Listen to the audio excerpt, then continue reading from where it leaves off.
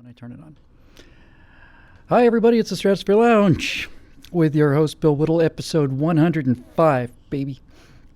We're kicking butt and taking names. It's good to be here. Good to be back. Good to see everybody up there in the magical comments stream. You know, if you get to watch the show live, you get to interact. I've got a little scrolling thing up there, and you get to ask questions of the host in real time, or damn near real time. Anyway, it's good to be back. I was feeling down a little, still a little under the weather last week. I think I had a little worse flu than I thought. I mean, the symptoms went away after about 10 days, but man, I was just kind of flatlined in a lot of ways. But I'm feeling much, much better now, so it's good to be back. Got a really interesting show with some really cool questions tonight. And also, I got a good running start on things because I'm preparing to do a call-in interview with Stefan Milieu. I don't know if you know him. He's great. He's got about 400,000 subscribers. And I'm going to do a call-in with him on Monday. I'm going to do about an hour on RK. So we did a Skype test for that today. And then he recommended a book called Biohistory by Dr. Penman, I think it was, who is a guy in Australia. And he's basically...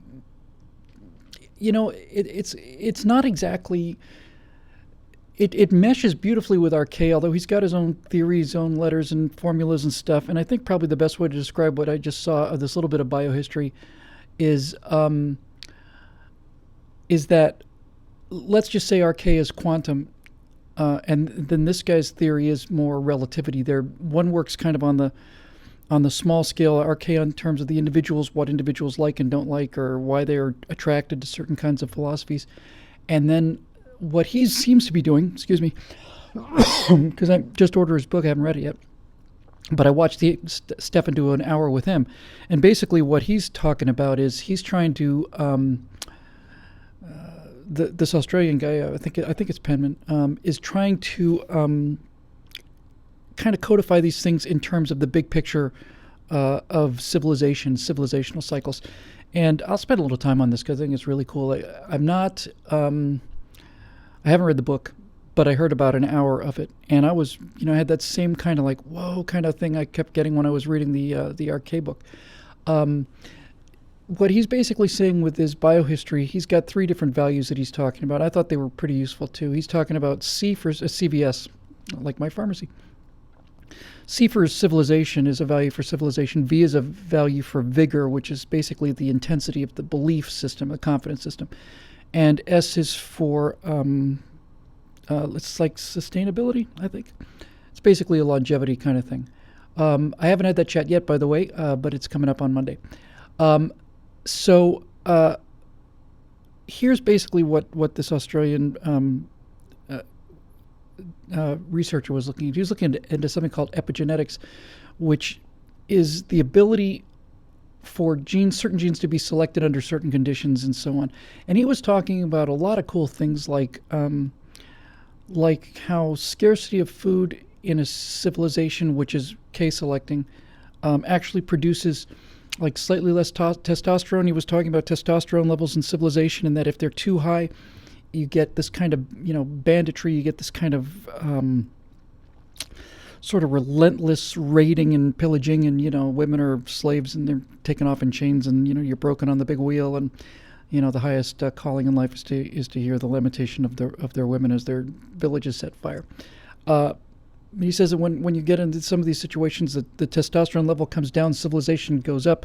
But what he's really talking an awful lot about was... like I said, I haven't read it yet, but stuff that really rings is he was talking about how religions, especially monotheistic religions, especially Christianity, although Judaism as well, are basically, when they try to correct children at an early age, he said, again, I'm just kind of scattershot here. Sorry about that. I'll be better when I read the book. But basically what he's saying is a lot of cultures, China, India, and certainly Muslim cultures, raise children so that the infants up until age 4 or 5 or 6 are completely coddled. They're just absolutely, let to run wild. The little baby can't do any wrong. And then all of a sudden, very severe punishments are put in place on them. And his research shows that people like this don't do nearly as well as children who are kind of molded and guided, and he used the word controlled, at an early age, and that actually made a lot of sense to me. He was talking about the peak of Western civilization C. He said that the peak of vigor, belief in that civilization was in the 1600s, and has been declining steadily since then and precipitously lately. But that when you had Victorian era civilization, European civilization, the British went around the world and they were determined they were doing good for everybody. They were certainly doing good for themselves, but they were bringing, it was the white man's burden. They were bringing civilization to those sitting in darkness. And there was so much vigor, so much V in the system that it really took off. But one of the many things he said in this treatise that I liked so much was so if civilization, if C is your level of civilization, we all know what civilization is. It's science and poetry and art and music, and it's respect for rights and freedom and individuality and all that stuff. He said civilization rises and falls, and there's a lot of variables that make the C factor rise and fall. But the one thing he said that really rang a bell with me was that vigor is much faster. It's a much faster determinant. It can come down much more quickly. And he said when a civilization's vigor goes down, the belief in the civilization, then the civilization level comes down pretty fast. But vigor moves much faster than civilization, and that's exactly what we're seeing now, I think. We're seeing Western civilization that has been losing confidence in itself since probably the 1700s, catastrophically losing confidence in itself since World War II. And all of this research that he's doing indicates the one thing that RK indicates on an individual level, and that is clearly that that the surest way to destroy a culture is to make it wealthy and secure. This is the mystery that I'd never understood before I read RK. I'm looking back at all these civilizations in the past that have risen and fallen. I've said it before, but I don't think I've ever had it quite as clear as I had it today. Let's just take the Romans, for example. The one thing that never made sense to me before RK and now this biohistory thing is why a civilization would collapse at the moment of its peak success. I mean, once the Roman Empire becomes the Roman Empire and there is essentially no more competition, Carthage has been defeated and the ruins are the ground sown with salt so nothing will grow there. Once Rome is supreme in the world, you would think that without any competition, without having any significant external enemies, that's when the civilization would just go off. It would just go off exponentially, just take off. To be Romans on the moon. Romans on the moon, 1,000 years ago.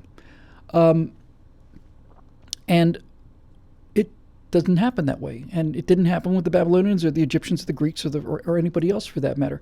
And what the consistent determinant is wealth.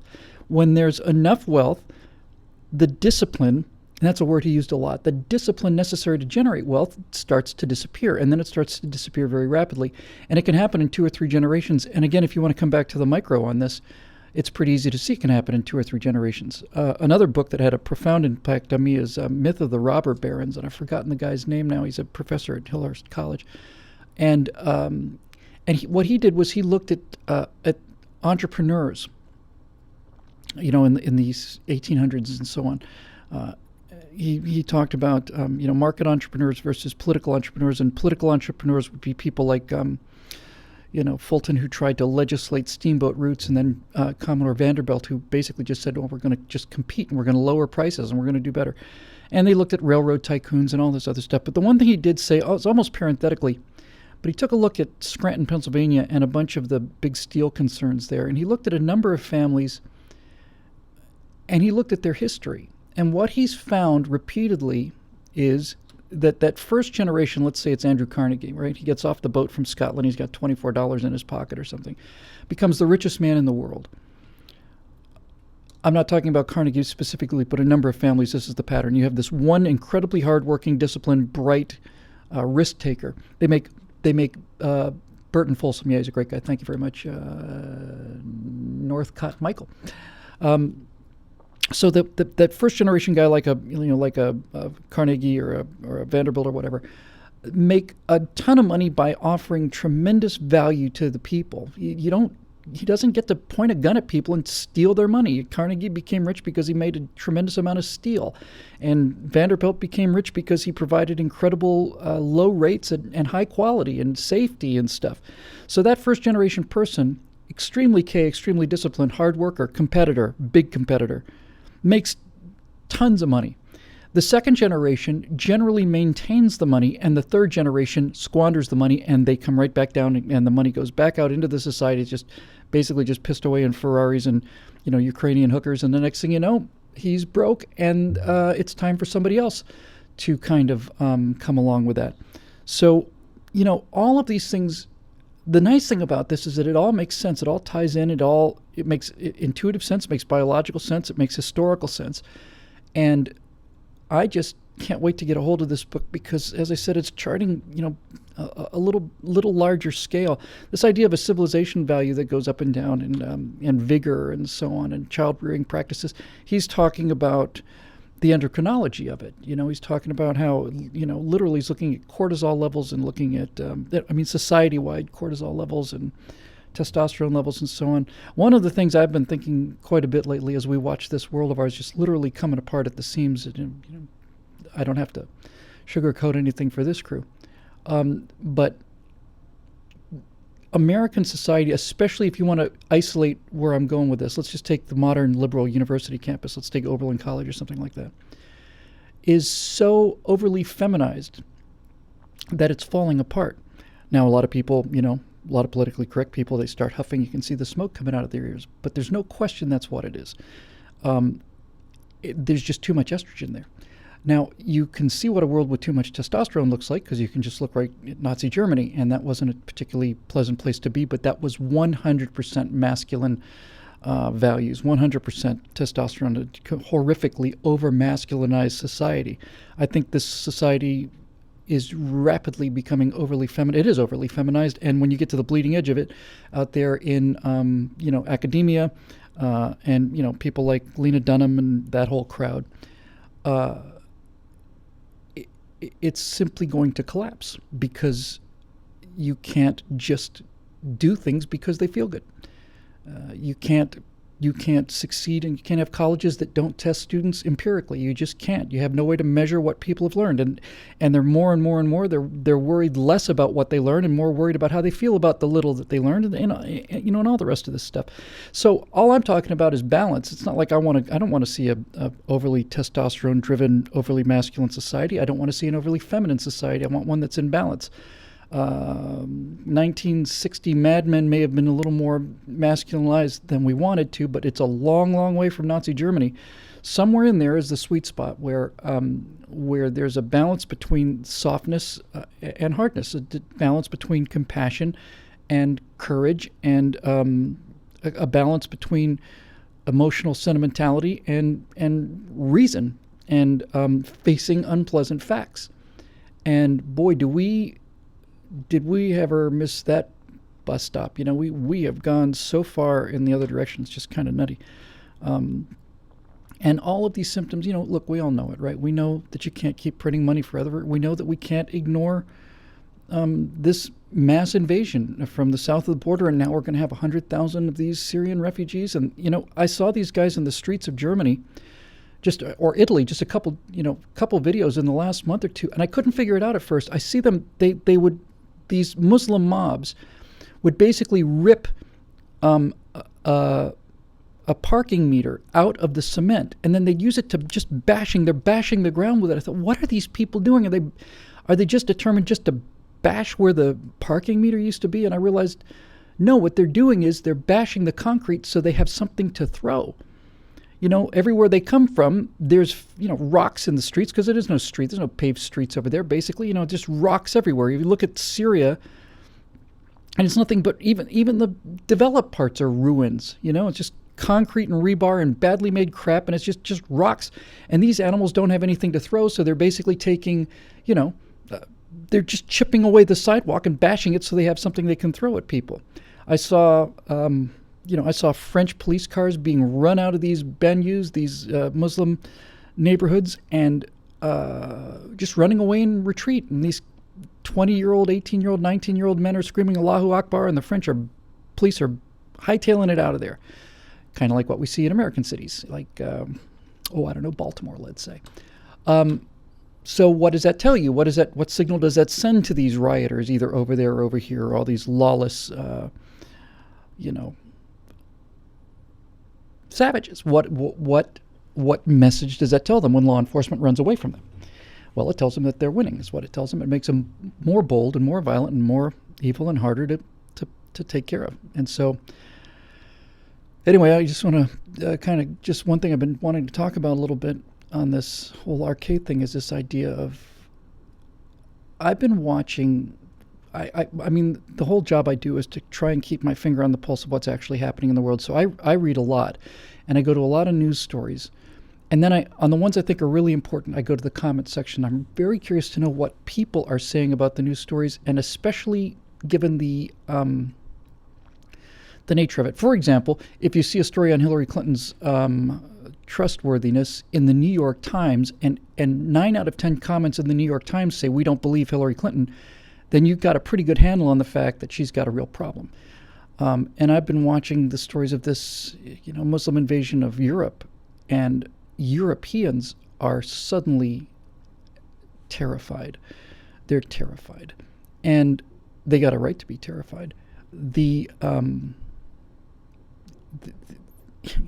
There's a little bit of Schadenfreude here, in the sense that, we Americans were just nothing but a bunch of knuckle-dragging barbarian savages, nothing but filthy racists, because we're armed to the teeth and because we want a secure border with a fence and checkpoints and IDs. What a miserable, hateful, spiteful, mean-spirited, flinty-hearted, ignorant, racist group of baboons we are. Because we had an immigrant problem and they didn't. They got to sit in their cafes and enjoy their prosperity and enjoy their security paid for by the American taxpayer and the U.S. Navy and Army and Air Force and Marines and Coast Guard and all that stuff. Now, all of a sudden, they've got an immigrant problem. Now, what do we learn from Europeans? What do they want? They want borders. They want barbed wire. They want strict controls. They want to shut down the immigration completely. And there is not a gun for sale in the continent of Europe. They're gone. They're off the shelves. Everybody's buying guns. Just finally, once they get a sense of the things that we've been dealing with for a long time here, and it turns out they're exactly like us. So there's a little bit of kind of like, ha-ha kind of thing in there if it wasn't the end of the world. So here's what's interesting to me. Here's what's interesting about this arcade theory. If you think about the fact that prosperity drives people from disciplined, hardworking, competitive K selection to undisciplined, libertine, immoral, unethical, do what's right for me, if you don't get caught then you didn't break the law kind of R selection, then there is no way to stop that wave, because the only way to stop this disease of prosperity is to lose the prosperity. It's in a collapse. And I've come to believe that is the case, in fact, that it's inevitable. And not enough to make you go home and pack up and go to Montana and get your beans and ammo together. But there is something in here. 2 or 3 things in this that's interesting.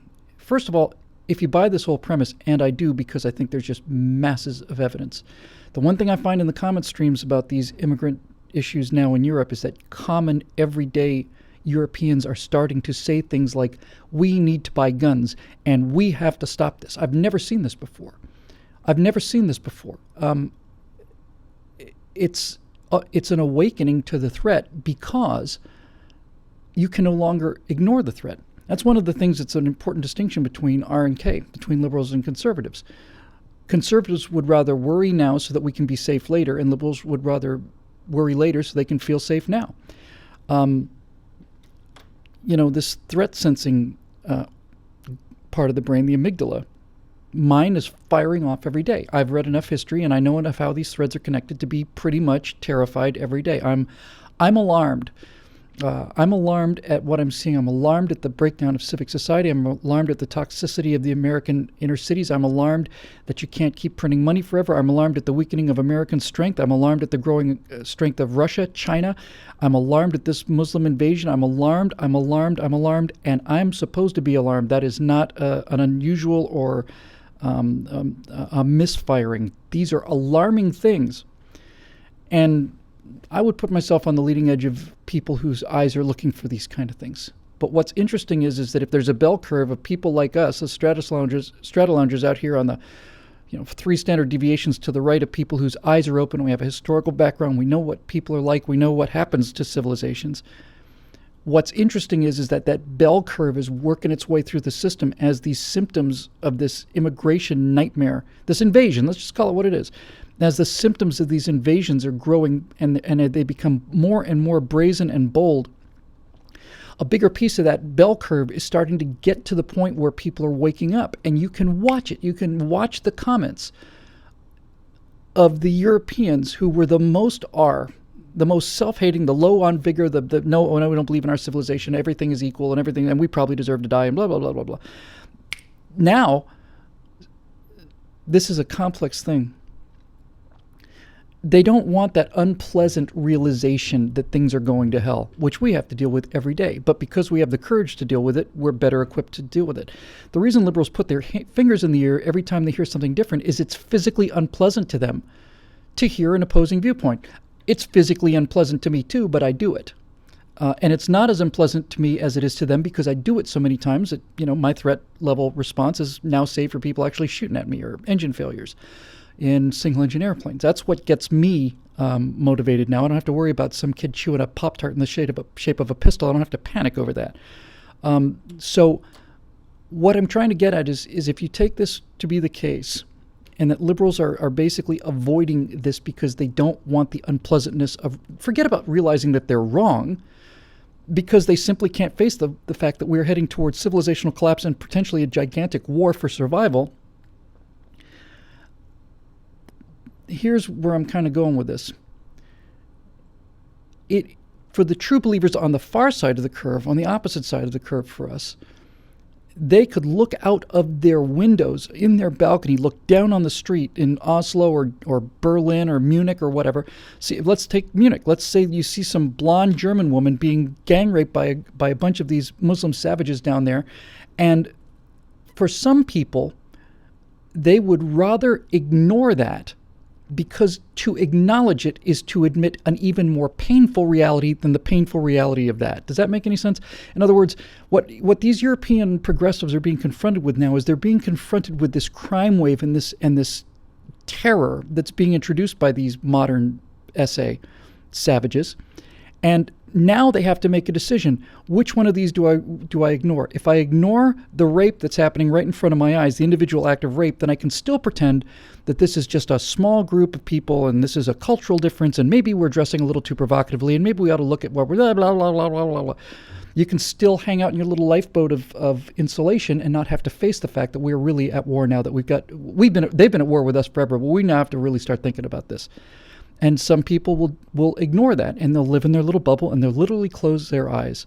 Like the woman who was helping with these refugees, a story that broke about a month or two ago. Some woman was working with these immigrant refugees, and she went into one of these neighborhoods, and she was raped by these people, imagine. And then she covered it up, and her colleagues got her to cover it up because to admit what had actually happened, they said, would reflect badly on the immigrant community. In other words, if we report this rape, then people out there will assume that some of these Muslim immigrants are rapists. And we can't have that happen because even though it's true, if it turns out that we're wrong about them, then we're wrong about everything. And we don't get to live in our little bubble of denial anymore. And I think that's what's going on over there right now. I think more and more Europeans every single day, and Americans too, are waking up to the fact that now the evidence in front of our eyes is so overwhelming that we know that because I made this transition a long time ago and so did all you guys, that they are no longer able to look away from it. It's now the unpleasantness and the emotional stress of seeing what's happening in front of their eyes is now greater than the stress of looking away and pretending that I'm not going to see it. And it's happening in this country too. And I got to tell you, there's a couple more things I want to say about this whole issue, because it's been 2 weeks since we did the show, but I have to tell you, even in that time, things are changing rapidly out there, rapidly changing, and not entirely for the worst. Excuse me, so I have a little remnant of that cough there. Here's some other things I'm beginning to feel. I think Europe is done with Islam. I saw a Pat Condell thing, and he's so clear sometimes, I don't agree with him about everything, but I agree with him about most things. And he's so clear, and he basically talked about Islam, and he said, they demand respect, they demand this, they demand that. And he said, not only have they not done anything to earn that respect, they've done everything possible to make sure they don't get any respect. And he basically said, no, we don't respect you, we don't respect your religion, we don't admire it, we don't like it, we think it's awful, and it's got to go. We don't need it here. You can keep it where you want to, but we're not gonna tolerate it here. And that kind of thing, even 2 years ago, would have been unthinkable. But I think this latest group has been so shocking and so brazen that people are beginning to wake up to it. And I'll tell you something else too. This is the mistake. See, we have so many problems with civilization and decency. There's so many problems that come from this prosperity and this security. But our enemies of civilization have a little cycle of their own. And the one mistake that these people make all the time is they act too early. They shoot too soon. The Japanese are a classic example of this. Japanese believed that Americans were completely decadent and that we wouldn't fight because they'd seen the Roaring '20s and they thought we were soft and weak and couldn't possibly stand up to their martial spirit. And if they'd waited 20 years, they probably would have been right. But they shot too soon. Hitler assumed the same thing about Britain, that it would not fight. He was right about France. He was wrong about Britain. Held him up. And he shot too soon. If he'd waited another 2-3 years, he would have had overwhelming superiority, although the British were starting to catch up. But you get the point, right? They shoot too soon. If this immigration issue, this slow kind of, hudna, this kind of truce and this kind of deceit thing, if they'd let it go for another 20 years, that's not a long time historically. If they'd just basically been kind of polite and kind of quiet and just kept their heads down and done their own thing but not been so brazen about it for another 20 years, the number of Muslim immigrants in Europe would have been much higher as a percentage, and also the number of people capable of resisting them emotionally and mentally would have dwindled to 10%. People who remember World War II, or at least had parents in World War II, because I'll tell you something about these millennials. I know I'm pretty hard on them, and there are millions and millions of exceptions. Maybe half of them are exceptions. But if you think these kids are going to stand up to these guys, if you think that these kids who start to cry when the internet's down for an hour are going to stand up to teenagers who've been raised to slit human throats, that ain't going to happen. So,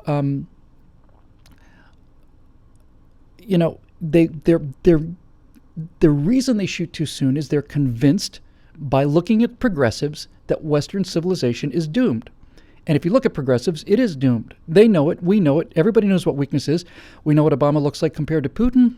We know it. Everybody knows it. We know it, and they know it. And they assume that all of us are as weak as Obama, that all of us are as weak as these university professors, that we're all Lena Dunhams, and we're all, Matt Damons, and nobody's going to fight for anything. And they shoot too soon. They can't wait. They get over anxious, and they fire too early.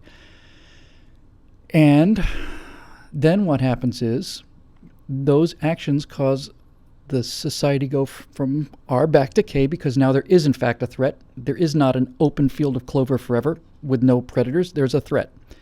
And you got to start thinking a little more K now. The fact that you can't buy a gun in Europe, that all the guns are gone, they're all for sale and sold, is an indication that Europe is going K like that, because there's an actual threat now that they can't ignore. So it can happen pretty fast. Now, I personally think that this is not a breakable cycle, but there are a couple things that are interesting about this. First of all, I think this is the first time in the cycle of civilization, on and off, that we've understood what happened. I think throughout all of these cycles, the people who are preservers of the remnant could look at what was happening and see it happening, but not know why it was happening. I think with these theories, we actually know why. And as I've said 100 times before, this is the first time that common people can talk directly to each other because of the internet. And when I started on this kind of line of thinking 5, 6, 7 years ago, the first thing I realized was that it's the fish rots from the head down. It's the guy in the palace in the silk robe and the silk slippers that sneaks out at midnight and opens the gate of the city to the barbarians, while the common people are on the walls ready to fight and die to protect that city.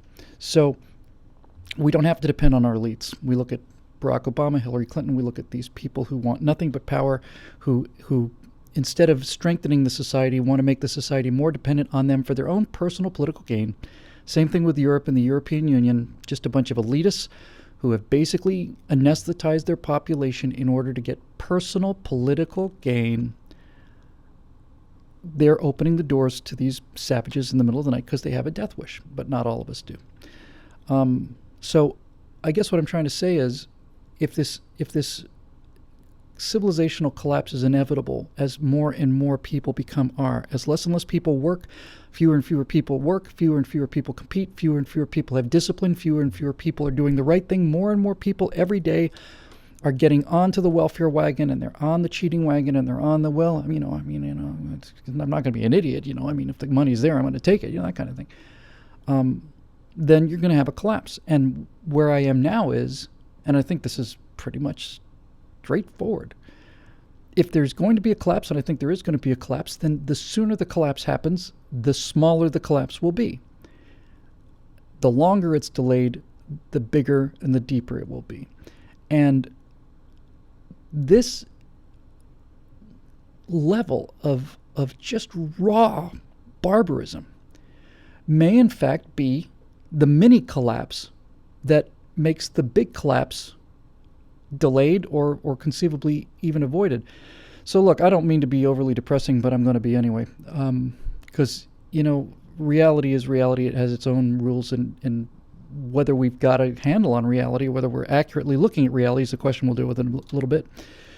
But if all of this is correct, and all these theories are correct, and all of these trend lines are in fact true, there's no guarantee they are, but it looks that way, then we have to start asking ourselves some questions.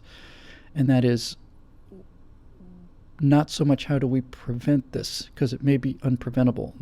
The question then becomes, how do we protect and preserve it against the larger collapse? How do we, it's like the Harry Seldon problem in the Foundation trilogy. If we're going to have this Dark Ages or some kind of general collapse, how do we protect what we love and revere so that, A, it's not as affected, or maybe not affected at all. Well, it's going to be affected, obviously, but not extinguished. And secondly, how can we minimize the damage that's coming? One of the realizations I had is that, we may be it may be time for us to start thinking not like, Joshua or Moses. Maybe it's time for us to start thinking like Noah. So, if I ask myself about what kind of things I'd be working on right now, if I had a big piece of paper and a little bit of money behind me, I'd be working on several things. I'd be working on neighborhoods. I'd be working on sustainability. I would definitely establish a currency. I would establish a sound currency. And I've heard all kinds of great things about Bitcoin, but whatever that currency is, it cannot be electronic. I would start to establish a currency. That would be the first thing I would do, something that had value, as gold-based or whatever. And with the common sense resistance, which I might have to move forward, I have to start thinking about things like connecting people, and you can't just deal with online communities anymore, because you have to now start thinking about where are we going to grow some food? What is a defendable position? All this stuff. I don't mean to be so dark as all this, guys, but I know the reason you come into this room is because you feel the same way and you see the same things. And I will probably close this little opening rant of sweetness and light by saying I don't think it's inevitable, and I don't think it's too late. I do think that if Hillary Clinton is elected the next president, then that will be forget about the 4 years, right? Forget about the 4 years of additional damage. If somebody that mendacious and somebody that corrupt can be elected because of identity politics, then forget about the damage that she will do, because Barack Obama is not the problem. Barack Obama is the symptom of the problem. It's the people who elected him that's the problem. If Hillary Clinton is elected, then I think it's time to start thinking very seriously about preserving this in ways that will be preservable. Because if we're going to continue to weaken our military, and if we continue to spend money that we don't have, and if we continue to buy votes and turn people against each other based on how much money they make, then then it's time. And I'm not talking about a militia out in the hills, although we probably would need some of that. I'm talking about, what do we do? What do we do? How would we do this? On the other side of that wall back there is a hill, and on the other side of that hill is Los Angeles, and there's 7 million people back there. And there's not one of them in there, I don't think, that can grow their own food. Virtually very few of them are able to defend themselves or even understand what's going on. If all this stuff breaks down, that's not the direction I'm going. I'm going that way. And all I'm saying tonight, because obviously this is stuff that's going to just take a lot of thought and a lot of time and a lot of specialized stuff, but all I'm saying tonight is it's a horrible idea. It's an idea that just fills somebody with despair. But we face it or we don't. And when I talk about feeling things, and feeling is nothing mystical about it. It's just thousands and thousands and thousands of tiny little inputs, tiny little data sets. Comment from this person, somebody says this story over here, something over here, somebody do this. I'm telling you,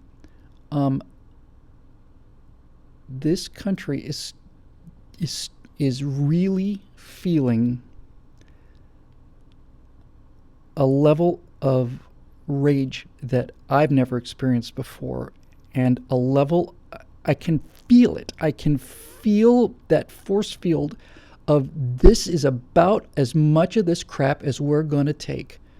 I can feel it. And it's not just in this country, it's in the West. People are starting to get to the point when it's like, okay, time to wake up now. Time to wake up. We got real problems here. So now for the final cheery ending, we'll take the questions. There is a world that I don't think is, not only do I not think this is unlikely, if I had to bet, I think it's likely that somebody like Ted Cruz or Marco Rubio, or both of them together, or Ben Carson, somebody is going to win this Republican nomination. I don't think it's going to be Donald Trump.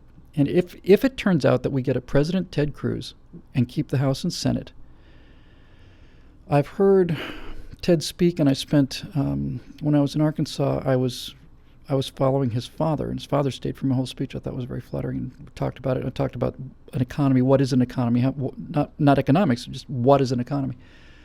And I heard his father basically saying that if Ted was president, this is what he would do on day one. And one of the things he said that I remembered very clearly was, like, if Ted Cruz is elected president, on day one, he's going to issue an executive order that voids all previous executive orders, just voids them. That kind of thing could do it, because it's like everything else. It's a trajectory. It's a trend line, right? You can be in extremely deep trouble, but if all of a sudden the trend lines start to turn around, it gets you a second wind. It gets you a new lease on life. For example, if let's say I'm in incredible tax trouble, and I've got all this debt, and I've got a certain amount of income, and I'm spending, and I have no concern. I'm taking out new credit cards and maxing those things out, and blah, blah, blah, blah, blah, blah, blah, blah, blah. Well, pretty much sooner or later, people are going to start to pull the plug, but, I've got a lot of their money, so they've got some skin in the game. If all of a sudden I were to sell off the house, live in a much smaller house, sell off the big car, sell off all the toys, diligently conserve my money, and start making payments on a debt, even if they're incredibly tiny payments on the debt, then you can say that this is something we might invest a little extra time into. It buys you a little bit of window. And if you continue those trend lines up and things start getting better, then they get better. Maybe this is as scared as we need to be, because something is changing, folks, right? I mean, you can feel it. Something's changing out there. The world is not as blind to these threats, and it's not just Islam. I was talking about them mostly, but people know that there is just complete lawlessness, that there's no rule of law anymore, that the IRS can target Republicans and not Democrats and get away with it, and Hillary Clinton can lie about top secret emails that are on servers because, number one, she didn't want the Clinton Foundation stuff in there, and number two, she doesn't want anybody to know that the United States of America supplied weapons to Al-Qaeda so that she could have her Libyan victory as a little bit of a gun belt that she can run on for when she was ready to run as president. These things are what's hidden on these servers. This weapons supply to Al Qaeda to fight ISIS, and we're gonna go in there. We saw he died kind of swagger nonsense. They didn't get a UN approval like Bush did. They didn't get congressional approval like Bush did. All this stuff is out there. They're running arms through Benghazi, and that's why they're trying to cover it up.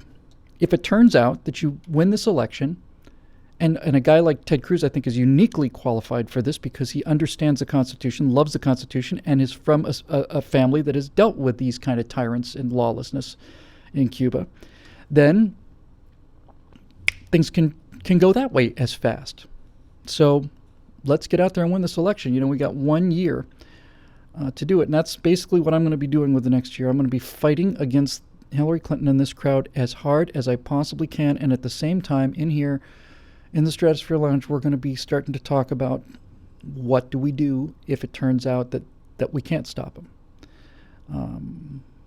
That's a reasonable position. You can't look at these situations. You can't look at 18, 19, 20 trillion dollars in debt, and China's economy and all of their money. It's completely. It's nothing there. It's fraud. There comes a point when you begin to realize, you're trying to sit on the brakes, you're trying to steer through traffic, you're trying to avoid the obstacles. Comes a point when you realize in a crash, I'm going to hit this thing. And it's funny how that works because your brain starts working so fast in that crisis. I'm going to hit this thing. And it's no longer a question of how do I get out of this accident. I'm going to be in an accident. How do I mitigate this accident? Same thing for aviation things, by the way. And try and save the airplane, going to try and make a safe landing. Now, every now and then, you're going to go into the trees or whatever. And then it's like, okay, how do I point the nose between the trees so that I shear the wings off and slow this thing down so we can get out and walk away? And by the way, I see up there, Wes Walker it says I'm a Canuck. We're terribly wrecked up here with the last election. Yeah, that's right. You elected Trudeau in Canada after all the progress you made in Canada, where you turned Canada into a much freer country than America, and a much more sound economy than America. And you do all these things that these conservatives did in Canada, and then immediately you throw it away with a Trudeau, with a 30-year-old Trudeau.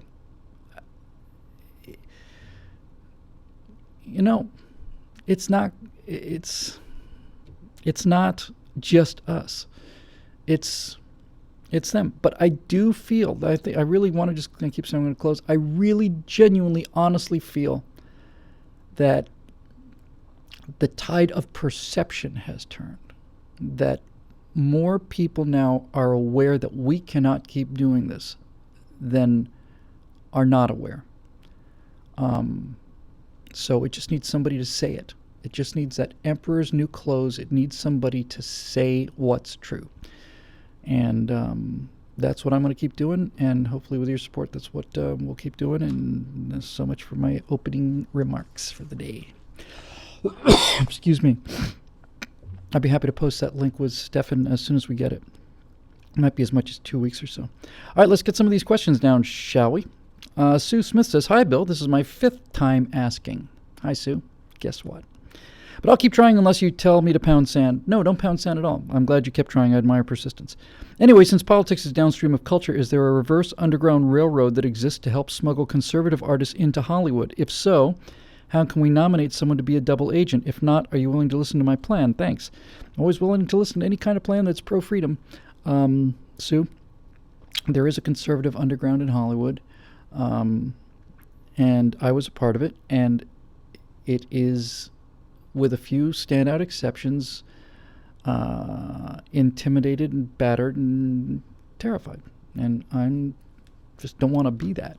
I don't want to be that. I mean, I don't know what the point of having, thousands of people in a movement is if no one's going to do anything with the movement.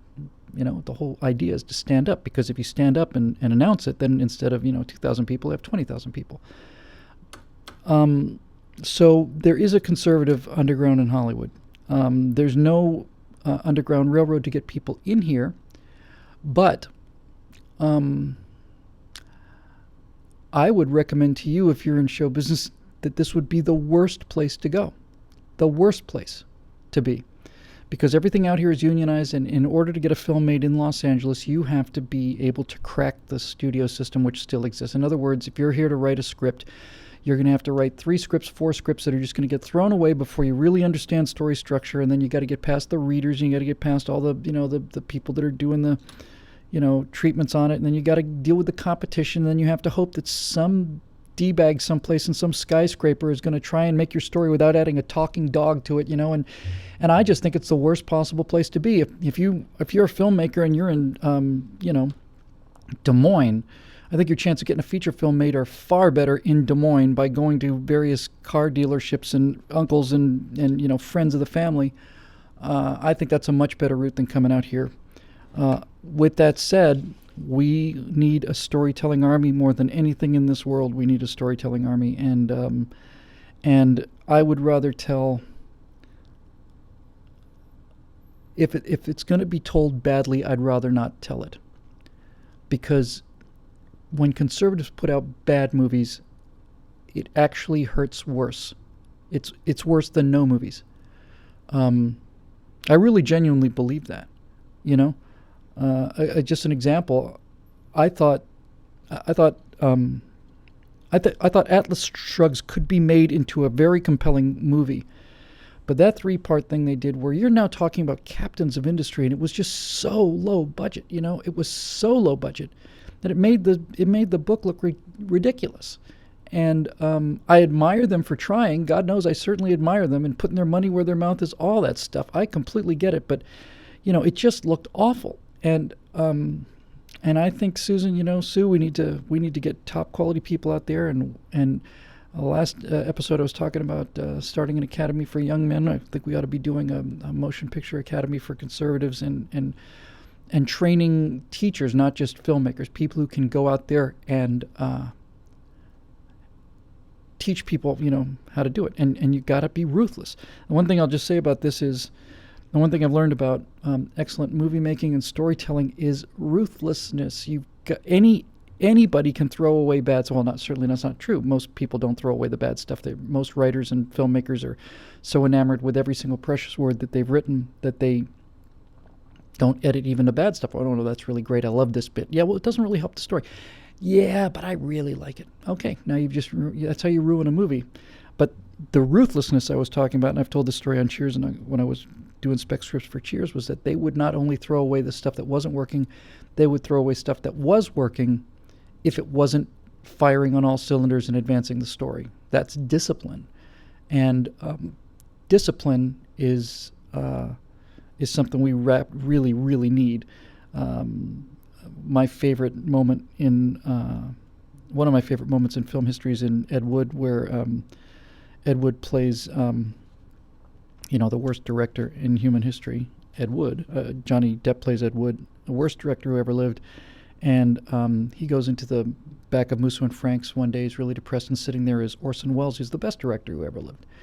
I made the best movie anyway. Ed Wood made the worst movie. Orson Welles made the best movie.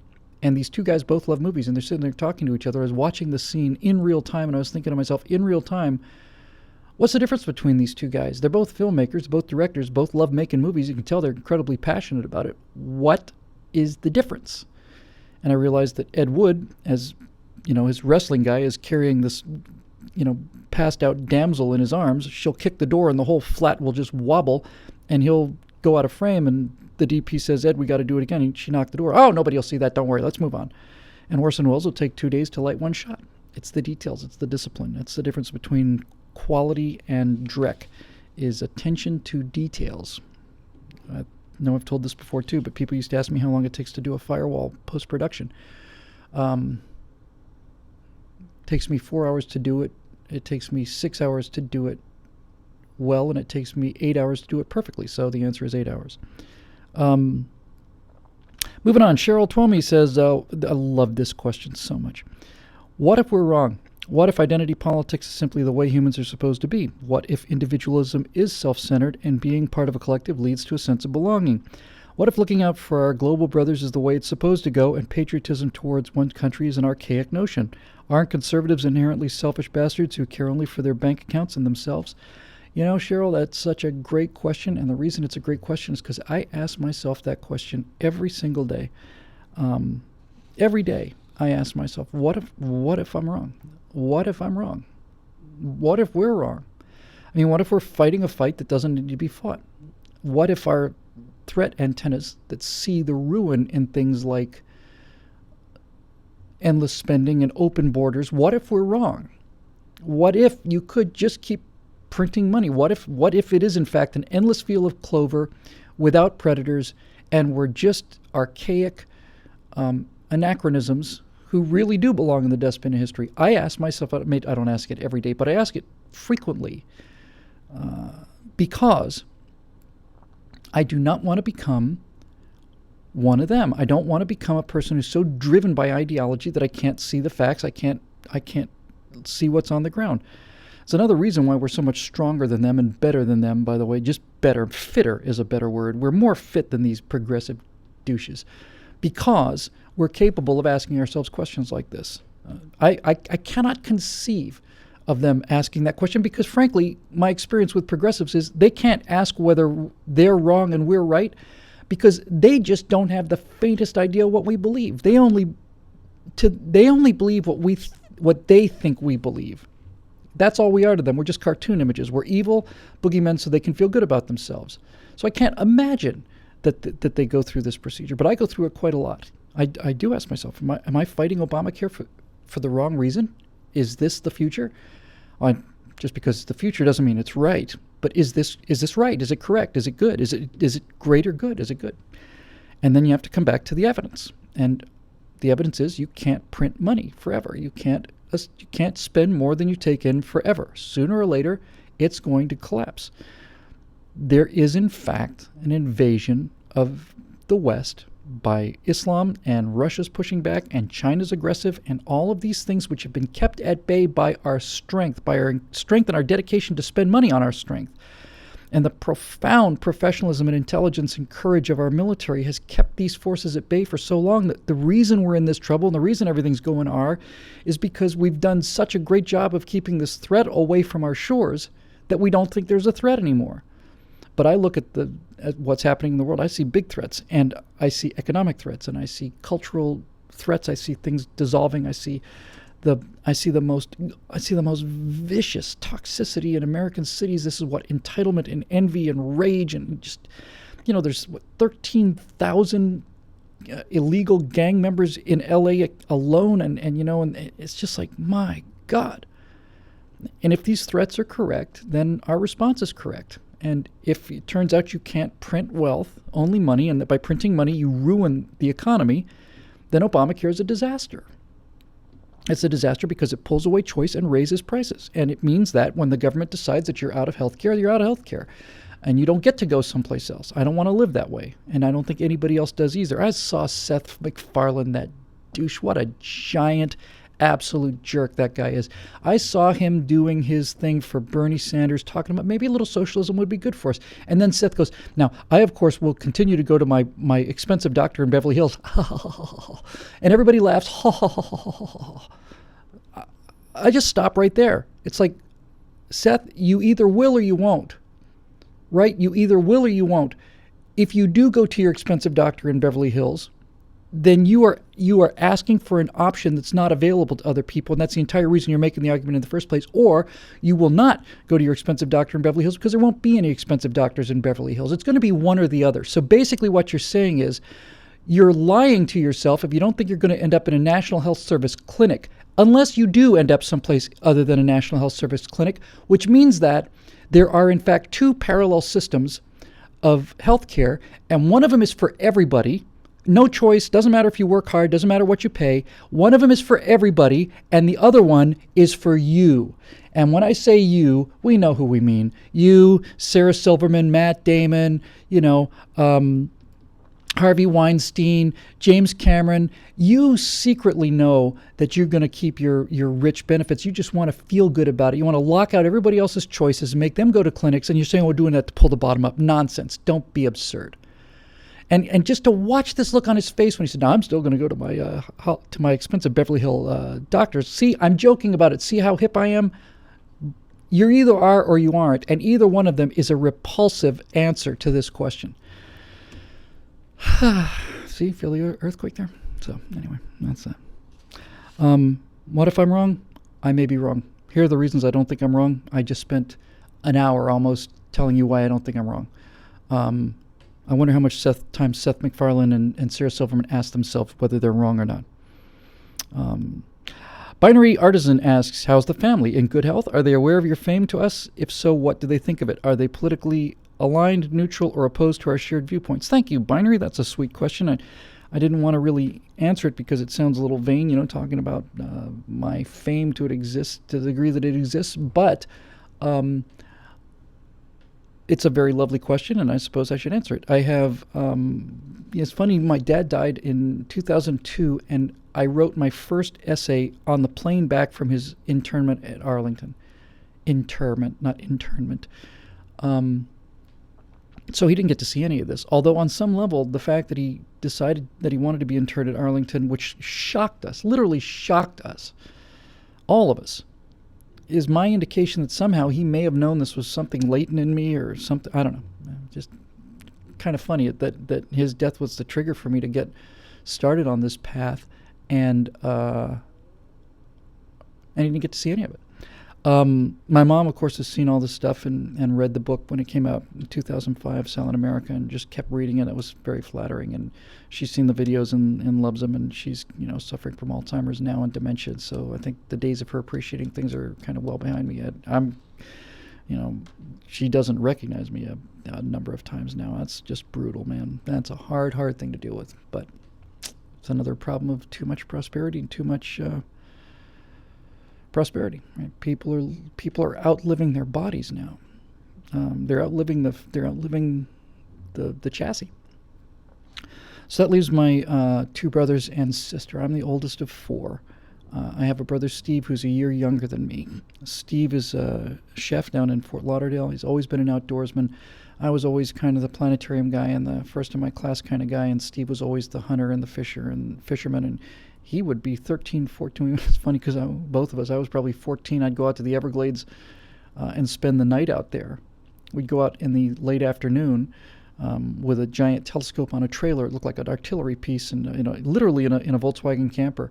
And we'd go out there and we'd stay up all night, and then we'd get a little sleep in the morning, drive back. And then my brother Steve, who was a year younger than me, would go out in the daytime with his dog, a shotgun, and a tent, and some water. And he'd be out there for 2 or 3 days. He's a tough kid, that Stevie. Steve is to the sorry. Steve's actually considerably to the right of me. Steve's kind of a hanging judge when it comes to this kind of thing, So he's obviously real proud of it, and I don't think he spends a lot of time watching it because he's got a great son, my nephew, and but he is alarmed, to say the least. My brother Evan is 5 years younger than me. He's a money manager in St. Petersburg, Florida. And he is quite considerably more liberal than me, which is odd. He's one of these financial guys that's a big Democrat. And I've never understood that. And it's been a source of a little friction every now and then, but, by and large, we're just kind of trying to put that aside. I simply don't understand it, but there it is. And my sister Melanie is a fashion stylist from in Fort Lauderdale.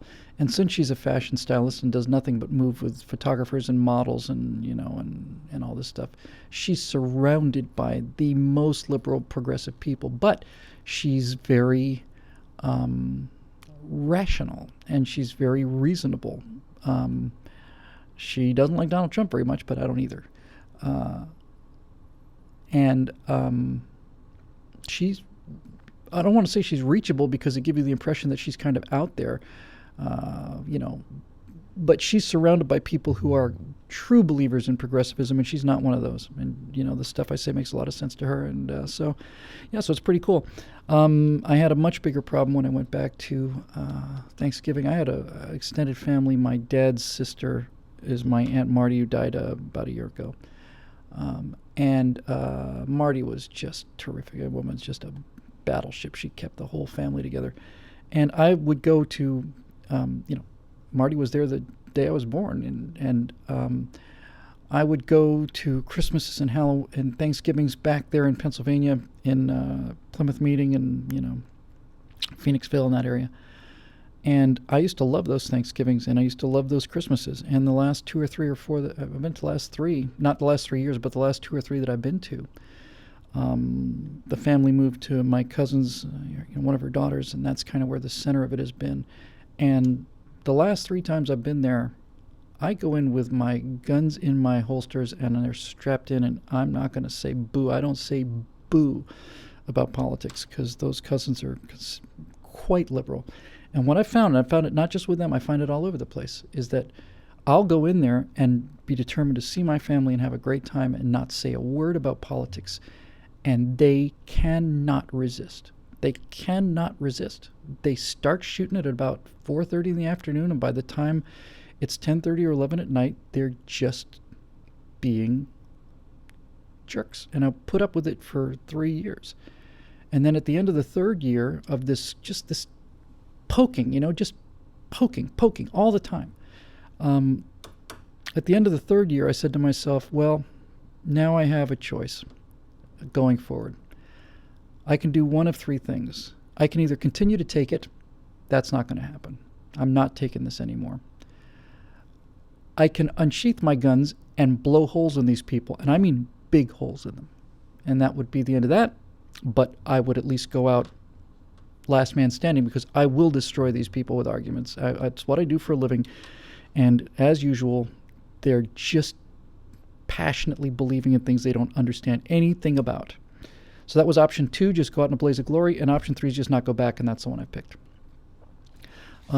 Which is sad, because I miss having that big family. And I can't control it. I'm not causing it. I have a choice of either taking it, fighting it, or avoiding it. And I'm not going to take it, and I've decided I'm not going to fight it, because that ultimately is the same result as avoiding it. I just avoid it. It's a shame. Reality, they say that's old saw about how a conservative's just a liberal who's been mugged. Reality is going to be mugging these progressives very quickly. Some of them will never get the message, like the person who I mentioned earlier, who was working with these, Muslim immigrants in Europe, was raped by these people in one of their clinics or whatever it was, and decided not to report it because it would make them look bad. Those people are genuinely insane, and they're not recoverable. But most people, reality mugs them, and they turn around. And reality is going to be waking up a lot of people in sooner rather than later around here, I think. Let's see. Dave Olson says, with Vladimir Putin's recent kickassery in the Middle East, is there any way that America can recover from our loss of face? Absolutely, Dave.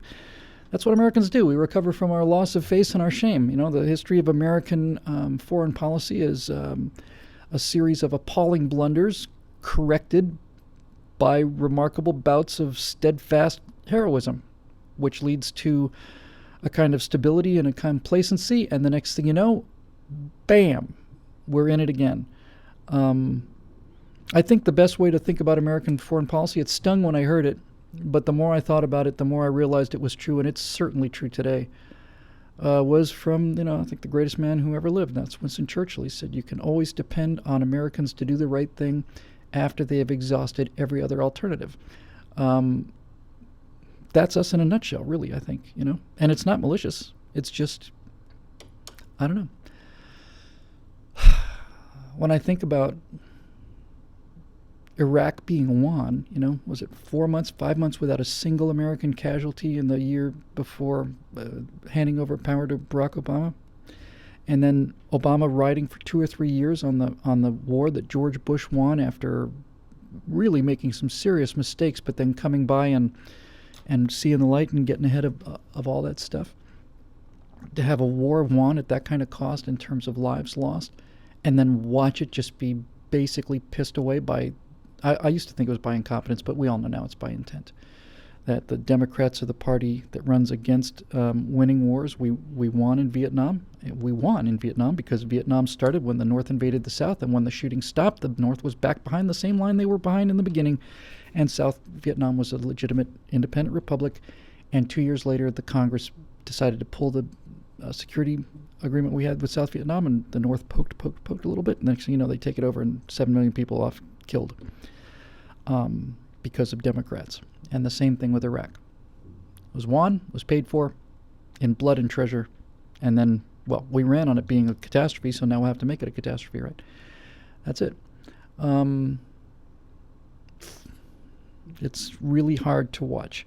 And I don't want to get into too many details, but certainly one of our constant and perpetual viewers and a friend of mine is intimately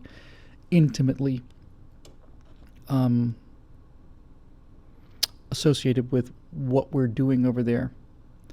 And watching Russia come in guns blazing is into an area that really has been our area, one of our many areas of influence, is hard.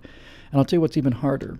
It's harder for me to listen to Vladimir Putin say things that should be said by the President of the United States. I don't like the fact that occasionally I will find myself momentarily rooting for this mass murderer named Putin because he says things like, we are going to go in there and we're going to protect the Christians in the area against these murdering savages.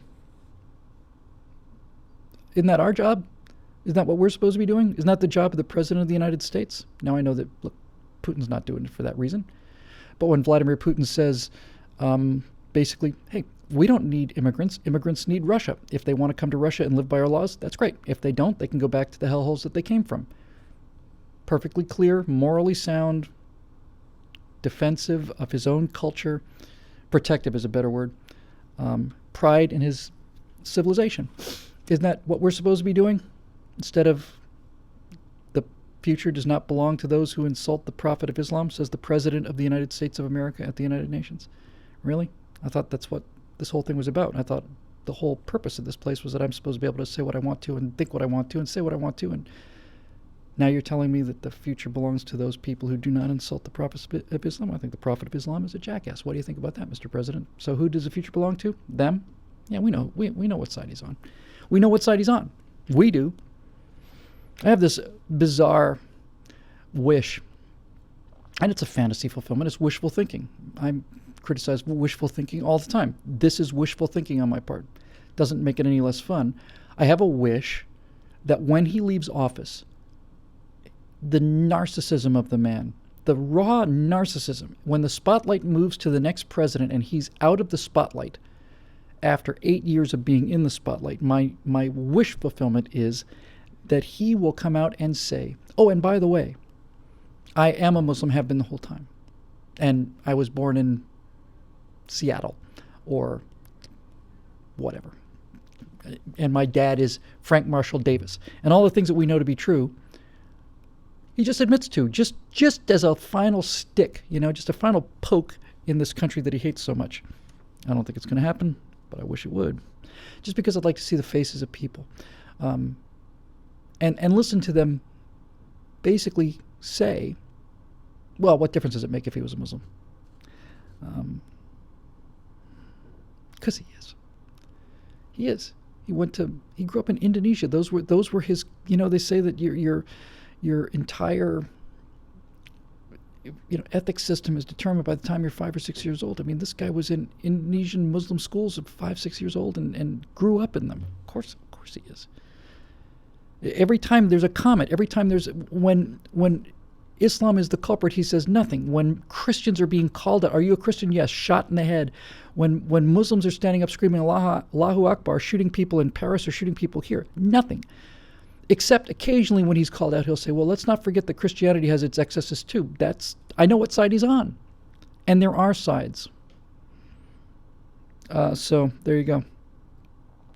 We'll recover our loss of faith eventually, or we won't. We'll either lose our military might and standing in the world, or we'll get it back. And if we get it back, then we'll undo the damage we did at more cost in money and time and lives. And we'll have a period of respect and stability. And, the worse it gets, how do I want to say this? The worse it gets, the longer it'll last, right? If it turns into a big, nasty, bloody shooting war, then we'll win that war. Because we are unbeatable. When we are on our game, when we're all here, when we're all awake, we're unbeatable. I believe this to this day. China does not scare me in the slightest. What scares me is Barack Obama and Hillary Clinton and progressivism and Bernie Sanders scares me. I'm not worried about the Chinese. And as far as ISIL's concerned, that is a weekend problem for us. ISIL's a weekend. ISIL's a busy weekend if we put our backs into it. And I don't mean like suppressed or contained. I mean destroyed. Done. That's a weekend. So that's always a consolation. The big consolations for me are we're the side that has the guns in terms of us versus the progressives, and the consolation for me is in terms of American military might is the world has not seen the United States angry since August of 1945. So you can take your Vietnam, you can take your Korea, you can take your 9/11, you take your Gulf War, take your Iraq War, all the rest of it, and that's fine. But the world has not seen us fully angry and fully engaged since August of 1945, and you can ask the Japanese how that goes. So moving on. Dave Olson again. Great questions back to back. Why is it so difficult for a Republican candidate to deliver a coherent message? Seems to me that if any of them had been saying from the start, look, we're going to crush the global jihad, we're going to strictly enforce our borders and labor laws, use our own energy resources and get going on new ones, have an economic renaissance, and overhaul our entire welfare system, he or she would be crushing it. Absolutely right. So I think that during the next debate, any one of these candidates should be asked a question about something trivial like global warming or what's your solution to the problem of, of teenage, alcohol abuse, and what they should do is they should say, look, we're going to crush the global jihad, we're going to strictly enforce our borders and labor laws, we're going to use our own energy resources and get going on new ones, we're going to have an economic renaissance, we're going to overhaul our entire welfare system. Any other questions? It's over. It's over. That's as well said as it can be said, Dave. It's perfect. It's not a word too many and not a word too little. It's just enough notes. It's absolutely perfect. If you come out and say that and say it consistently, repeatedly, so that people hear you, yeah, that's what we're going to do. Then, all of a sudden, these traitors and idiots in the press have to start asking questions like, well, how? Then you can come up with answers, and you show them it's not impossible. It's not only not impossible, it's actually easy. Dan Ramsey has a question. It's when it's time to release big bat problems, have you given any thought to countering those leftist movie critics who will automatically trash the movie because you are who you are? Yes, I've given a little thought to it, and my response to that will be, I don't care. One of the things I think I'm coming to, and I'm going to start pushing as a political philosophy, is I'm tired of engaging these people. I'm not going to engage them anymore. I'll fight them, but that doesn't mean engage them. In other words, the weight of the pop culture is so unbelievably progressive, and the news media and the political structure. The politics gets the left's A team, and they get our D team, E team. All of that weight means that I am not going to go toe-to-toe in trenches and fight on their conditions. I'm not going to walk into their battle space with my little knapsack on and my bayonet and walk right into their machine gun positions and where their mortars are zeroed in and where they've been laying mines and razor wires for the last 60 years. I'm not going to engage them. I'm going to blow up their ammo dumps. Then I'm going to fly across the other side of the map in a stealth helicopter and knock a bridge down. And I'm going to come back and I'm going to sabotage their airplanes. I'm going to do all this stuff like special forces. We're not going to stand and fight them because it's pointless. It's pointless. They take everything we say out of context. They do it whether we fight them or not. So screw it. Let's just attack. Let's attack all the time. Attack all the time, and let's not spend any time defending ourselves against these clowns and idiots. That's all we do, is defend ourselves. That's all we do. We walk into these debates like the one we saw before. It's just an ambush like any other ambush, and anybody who's got eyes in their head can see it. And that's why Ted Cruz got such a big cheer, was because he called it what it is. He said, look, we're not going to walk into your ambush. We know what you are. You're enemy troops. Not going to do it. But we do. We do. We just keep walking into this battle space, and we just keep getting slaughtered, literally body parts everywhere, and we just send in another wave, and we send in another wave, and we send in another wave, and we're convinced they're going to start playing fair. No. Done. Done. I'm not engaging them anymore. People have said, you'd do so much better if you got on the Bill Maher show. Why would I go on the Bill Maher show? Why? He's got the audience, right? He's got the audience. And more than the audience, he has the editing room. There's no win in it. There's no win in it. The win is just make fun of them, make fun of their positions, counteract their positions, do things on gun control that are based on fact and style and a little bit of humor, and just blow up their stuff. And when they converge on that position, what did you mean by that? Well, I'm not even here. I'm not even returning your phone calls. You can make whatever you want out of what I said or did, because you're going to make whatever you want out of what I said or did, whether I engage you or not, whether I answer your interviews, whether or not I deal with. You're going to do what you want to do. You're not committed to the truth. You don't want to hear both sides of the story. You're going to tell the story you're going to tell. So long. So long. I'm out of here. I'm on the next attack now. You can cluster around the smoking hole where my last piece of work was, and now you can wait for a response, but you're not going to get it, because I'm just going and I'm going to go blow something else up. Aggressiveness. The French, during that very, very brief period between Napoleon and the end of the First World War, when the French were a serious fighting force, they talked about l'audace, l'audace, l'audace, audacity, audacity, audacity. Initiative. That's what the OODA loop is all about. It's what energy management theory is all about, and John Boyd's two big inventions. It's what Clausewitz is all about. It's what Sun Tzu is all about. It's initiative. It's who's running the show, who's controlling the tempo. If you control the tempo, you win. If you control the tempo, you control the fight. Want to speed things up? Great. Are they more off balance if they're fast? Speed things up. Are they more off balance if you slow down? Slow them down. Where is the water flowing? Sun Tzu and Clausewitz, Guderian, German tank commander, they talk about things like fingertip control. They talk about things like water flowing downstream. What do these terms mean? Fingertip control means that if you're going to be fighting a war, and this is war, political messaging is war. Fingertip control means that we have such precise control over our forces that we can apply maximum amount of force to the very small areas where they're the weakest and just punch right through there. That's what fingertip control is. We're going to control these tanks and these armored divisions to within, half a mile of where we need them to be. Fingertip control. Water flowing downhill. What does that mean? It means that water will take the smallest, easiest path around things. There's no reason for water to have to flow over a big rock when it can go around a big rock. Right? It can go around the rock. It can leave the rock behind. The rock will eventually be taken care of later. Right now, water flowing downstream means what is the easiest path to victory? Where can we hit them the easiest? Where's the flow? Where does the force want to go? Rather than where are we going to tell the force to go? Where does the force want to go? That's the kind of things that he's talking about. Ultimately, Sun Tzu's big, major breakthroughs are the ultimate victory is the one where you win without fighting. You get them to do what you want to do, and you don't have to fight at all. You don't take any losses. That's ultimate victory. And Sun Tzu also talked about, and I only learned this through Boyd. Boyd reading Sun Tzu is the only reason I know this stuff. I never read Sun Tzu in that kind of depth. But Boyd talked about Sun Tzu's concept of swordlessness. And swordlessness is where you walk unarmed into the enemy camp and you kill them using their weapons. That is a level of proficiency that we should all strive for. Dan Ramsey. Oh, sorry, that was Dan Ramsey. Oh, man. Strap down, folks. This one's going to be a little bumpy. Chris Abate says, did you see The Martian? And if so, what did you think about it? I did see The Martian. I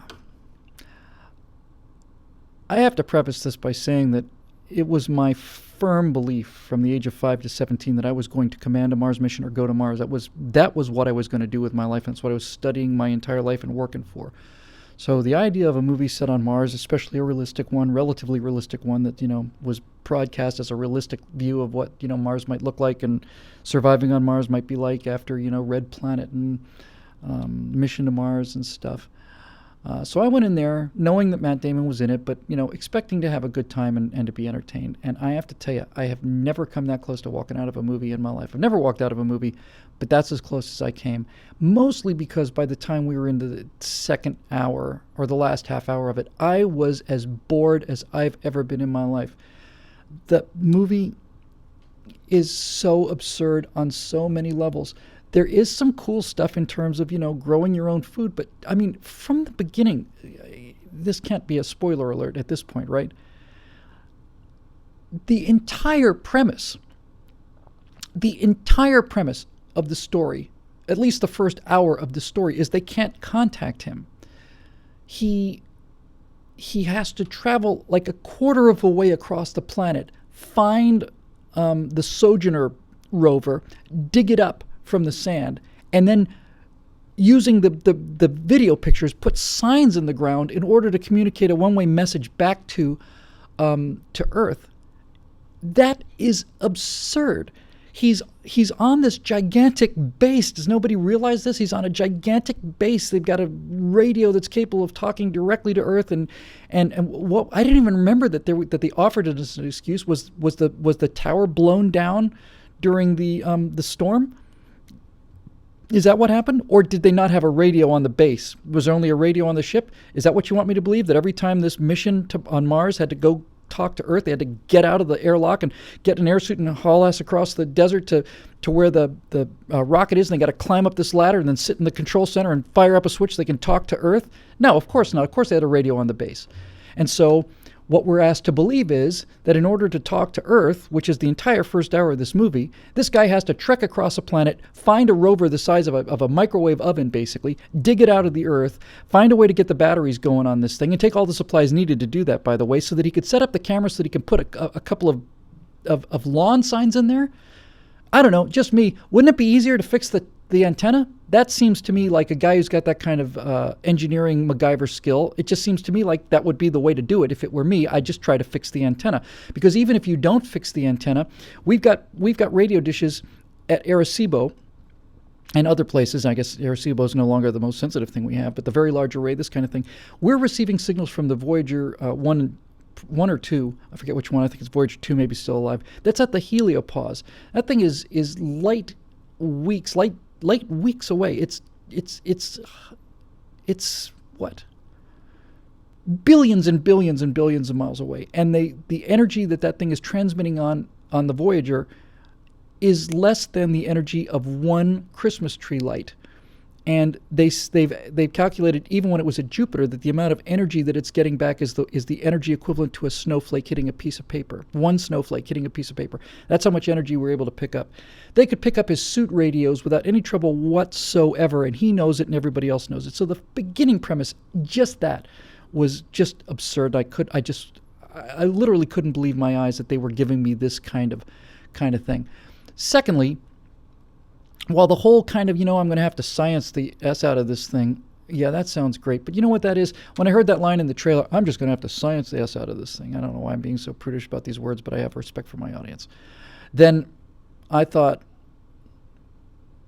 now we know what this man's religious belief is.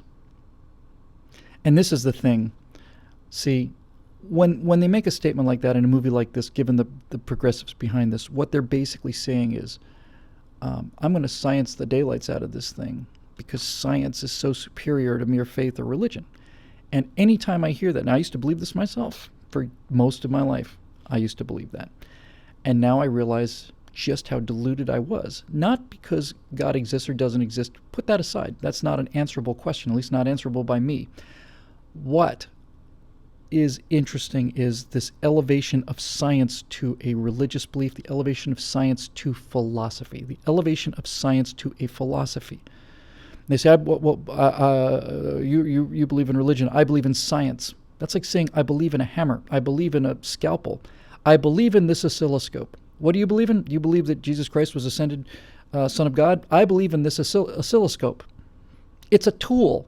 It's a tool. It has no philosophical spin. It has no merit. It's not a philosophy. It's a tool. Science is a way of thinking about things. Science is a way to interrogate nature. It's a series of rules and procedures that are extremely effective at asking questions and isolating the answers and putting together in pieces that make sense and coming up with theories to explain things. That's not a worldview. It's not a religion and it's not a philosophy, but people are making it into one. And that's why when you hear these people say, well, the science is settled and you conservative Philistines, you just deny the reality of things. Listen,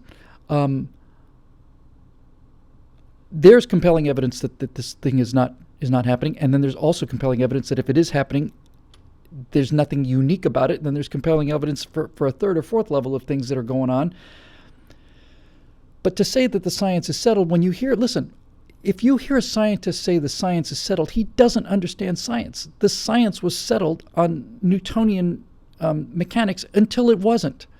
And all you had to do was have one guy with a theory that was provable by experimentation, and that was the end of it. The thing I can't understand is every time there's a conflict between the atmosphere and the model, they have to change the atmosphere. I don't understand that. That's not science. That's religion. That's a religious belief in something that doesn't have the structure to be a philosophy. If you have a model and the atmosphere and they don't agree and you decide to change the atmosphere, in other words, to fake the data, then you have a religious worship of the model. It's a train set. It's your life. It's what you spent your entire life on is this train set. And if you're going to ignore reality when it conflicts with your model, you've got a cognitive problem and you are not doing anything like science, anything like it. And this is the issue here. So you could see it in this movie. And of course, people have commented on this, but honestly, seriously, the orbital mechanics guy is going to look like an art student at New York University, with the dreadlocks. It's not impossible, but it doesn't seem likely. And only because,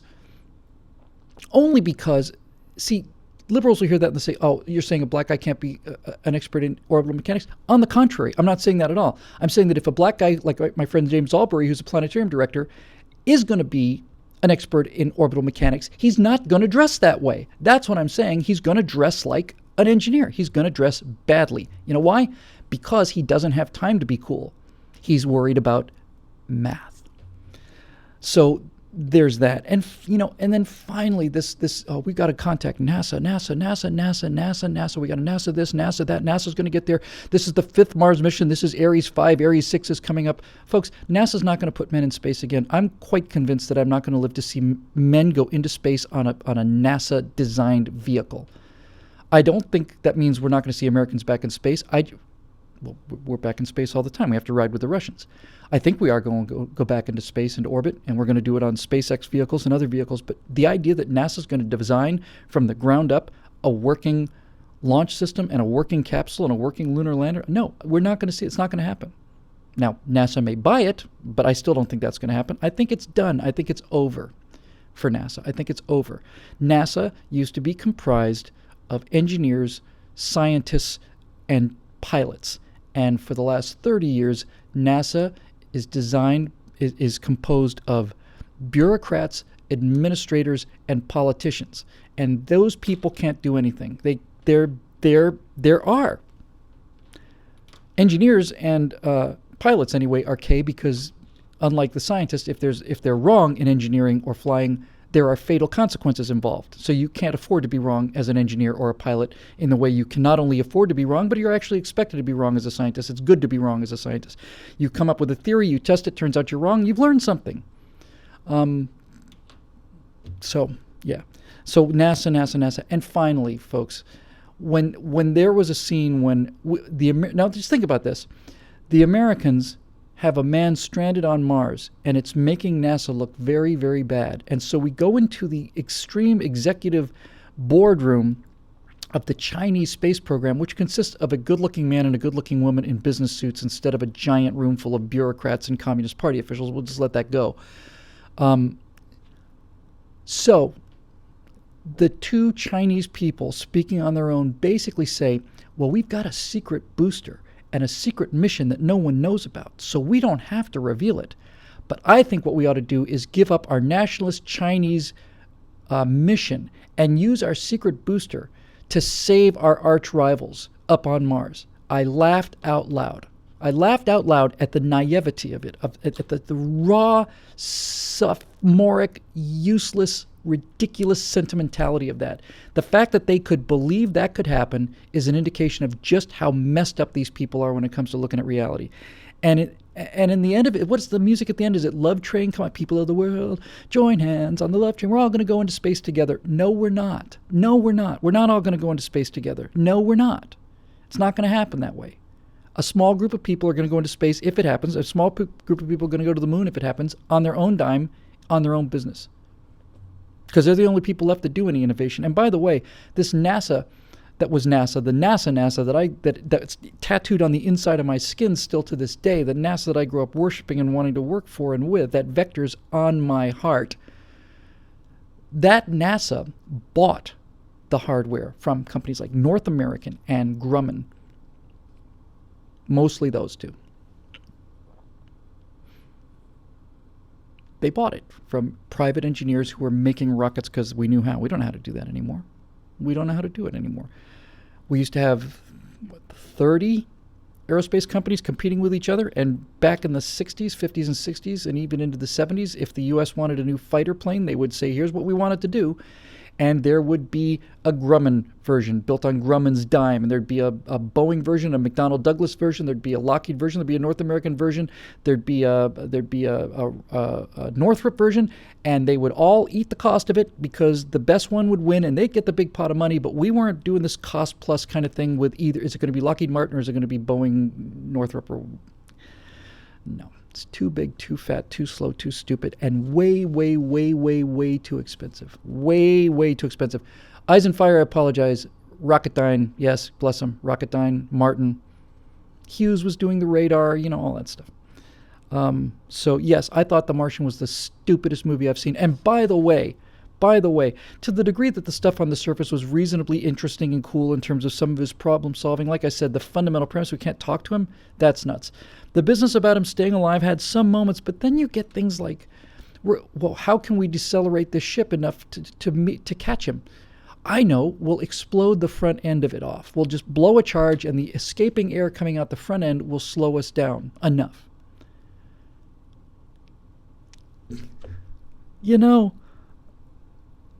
I mean, if you blow an airlock and you depressurize an area the size of a Greyhound bus, let's say, through a hole this big, not through a nozzle, a hole, if you just, and all that's going out is the mass of the air at extremely low velocity, and most of the force of the explosion going sideways into the side of the container, how much do you think that's really going to slow that rocket down? Not by much. It's ridiculous. And finally, when he has to make that last minute thing, we got to make that last minute jump, and we got to have something really exciting. I know what we'll do. He doesn't have any reaction control jets. I can't get there. What am I going to do? I know. I'll punch a hole in my suit.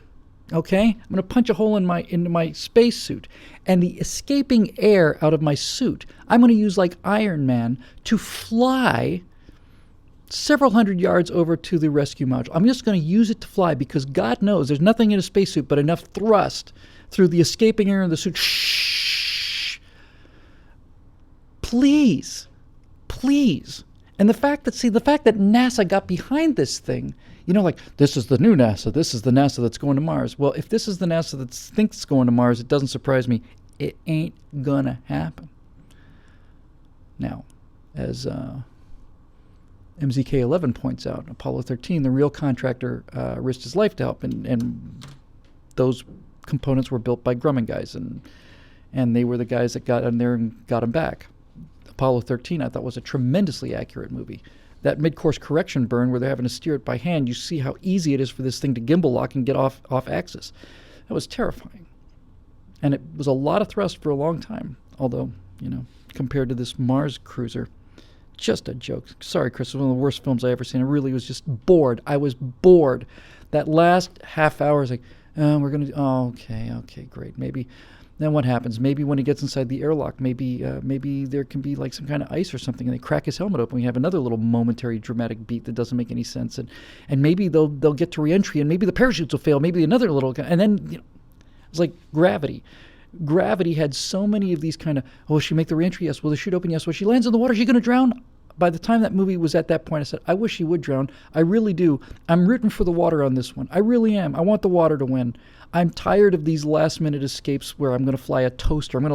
I'm here in the space station, and all I've got is, in order to get back on the ground, I've got my spacesuit and a toaster.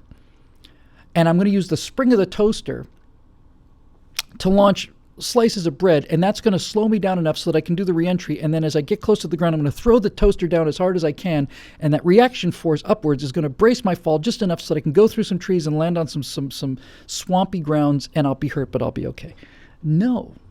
You shouldn't make grown-up movies if you can't write like an adult. That's all there is to it. And you go back to making, Tomorrowland. Welter Amida says, what are we doing on time? Oh, we're doing fine.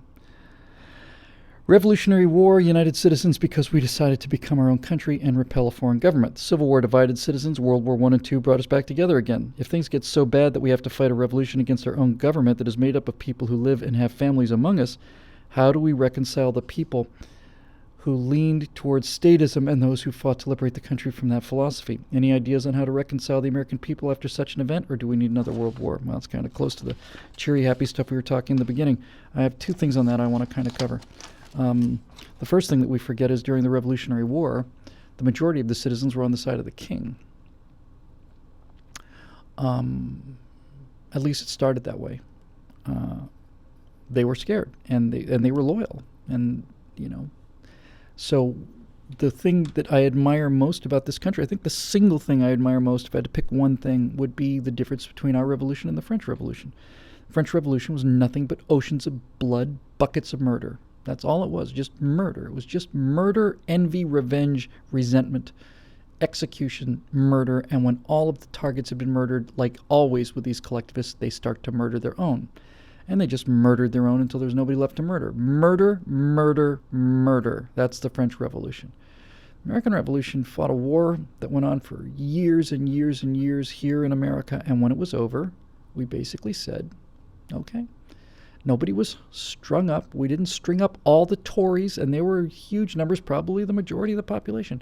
We didn't just go into the cities and say, you could have fought with us, and you fought against us, or you didn't help us, and therefore you're going to swing. No, we just said, okay, well, we've got the country now, we've got the colonies, so this is the new flag. If you want to stay, stay, and be a part of it. If you don't, go to Canada. You can stick with your king. It's a profound thing. It really is. It's such a beautiful thing. And John Adams defending British soldiers and winning in court, So I like to think that that is the tone that we would take. And frankly, it is the tone that we would take. It's not the tone that they would take. That's the other thing. This is the advantage of this case selection honor kind of thing. If the American founding fathers lost the war, they would have swung. They would have all hanged. But if they won the war, it didn't mean the British generals and governors were going to swing. They didn't escape. There's any number of British officials who fell into the hands of the victorious American armies. They didn't swing. We didn't execute them, And the same would be true today. If that comes to that and we have to fight and win, if we win, we'll be magnanimous because we're magnanimous people, because we don't think they're evil. We just think they're stupid. We just think they're wrong. We just think the other side is wrong. We don't think they're evil. We don't hate them. We don't think they're not people. We hate what they do, but we just think they're wrong. If they win, we're going to go because that's what collectivists do. They murder people.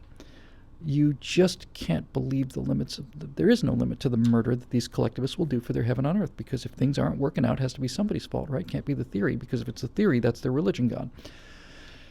So somebody has to pay. So there's that. And then there was another thought I had, and then this other thought is a little more serious. The thought is, if this forget economic collapse, it's a societal collapse, a collapse of law. Look, if the people who are at the top of the food chain, if the president, the secretary of state, the attorney general do not enforce the law, then why should little people enforce the law? Why should they obey the law? There's no reason to. It all comes from the top. That's what civilization is. It's a compact. It's an agreement. It's a contract. We agree to obey the law. You agree to obey the law. Therefore, we'll allow you some power over us. If this lawlessness of this president and this former secretary of state and all the rest of it, it can't continue. It just can't. So the tougher question is, if this thing does come down and you have societies that are surviving out there, and I say societies, I mean something like little city-states or something, like maybe they're entire republics, maybe the Northern Idaho Republic and the West Texas Republic, or whatever. These can communicate with each other, cooperate with each other, but what do you do with the refugees? What do you do with the huge, huge, huge numbers of people who are going to be seeking food and asylum in the lifeboat? If there's not enough food for them, then they simply have to be turned away, because otherwise the argument we're making now doesn't make any sense. If America were limitless in size and limitless in money and limitless in the degree that the culture wouldn't be changed or reversed anyway, because all the immigrants changed the culture, but nothing until now has reversed the culture, has destroyed the culture, then you could make the case that bring them in. But it's not limitless, and you are left with a lifeboat. You're left with a lifeboat. That's what America is. That's why you cannot open the doors to immigration. That's why you can't have a no borders policy, an open world policy. You cannot do it. The way to think about this is it's the Titanic, right? The West are the lifeboats, and the ocean liner is going down. Now, the thing that most people don't realize is that the ocean liner's always been going down. The lifeboats are the flukes. They're not the natural state of man is to be on the sinking ocean liner. The reason people are swimming for the lifeboats is because it's the first time in history that there's been something like a lifeboat. But put that aside for a second. Here we are in the lifeboat where things are working and there's discipline and we're rowing and we're taking care of the sick and we're rationing medicine and all this other stuff. And now you got people in the water, and you can even make the case there's no difference from those people. Those people are as morally sound as the people on the lifeboat. That's fine. You got 2,000 people in the water, and you got 70 people on a lifeboat. Now, one of two things is going to happen. You can either take as many people as the lifeboat will stay afloat with, and that, I think, is probably a moral good. In other words, I think on the Titanic, off the top of my head, that the boats were limited to 50 people. It's off the top of my head. And some of them sailed away with 12, 22 of the 50 seats available. The first ones off were not anything like loaded to capacity. But when they got in the water, they were having 50 people on it. And when you got to the ropes that were around the side and all the people you could put in on the extra space, you probably get 70 or 80 in a lifeboat meant to hold 50. Now, that lifeboat will not stay afloat in heavy seas, but it was glass calm that night, and they knew aid was coming, so you can take the capacity of the boat and some as an act of mercy. But you can't put 2,000 people into a lifeboat that will hold 50 people. And the stark, cold reality of the world is that if you try to put those 2,000 people onto that lifeboat, then nobody survives the sinking. No one. Everybody dies. That's the situation we're in. And so what we should be talking about is not whether or not we should be letting everybody in the world into Europe and North America. What we should be talking about is what do these people have to do to turn their miserable crap hole countries into Europe and North America? In other words, what do we have to do to stop their ship from sinking? Because we do not have the room for them. We do not.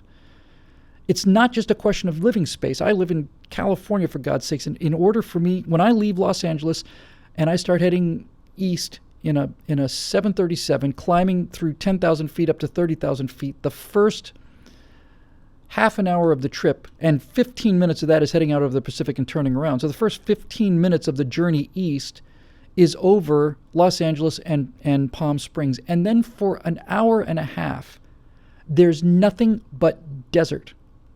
Until you get to the Rockies. There's nothing but desert. There's plenty of room here. There's plenty of room for people to be here. It's not a question of whether or not there's room. The question is, if you're going to give these people benefits, then more and more people are getting into the cart and fewer people are pushing or pulling it.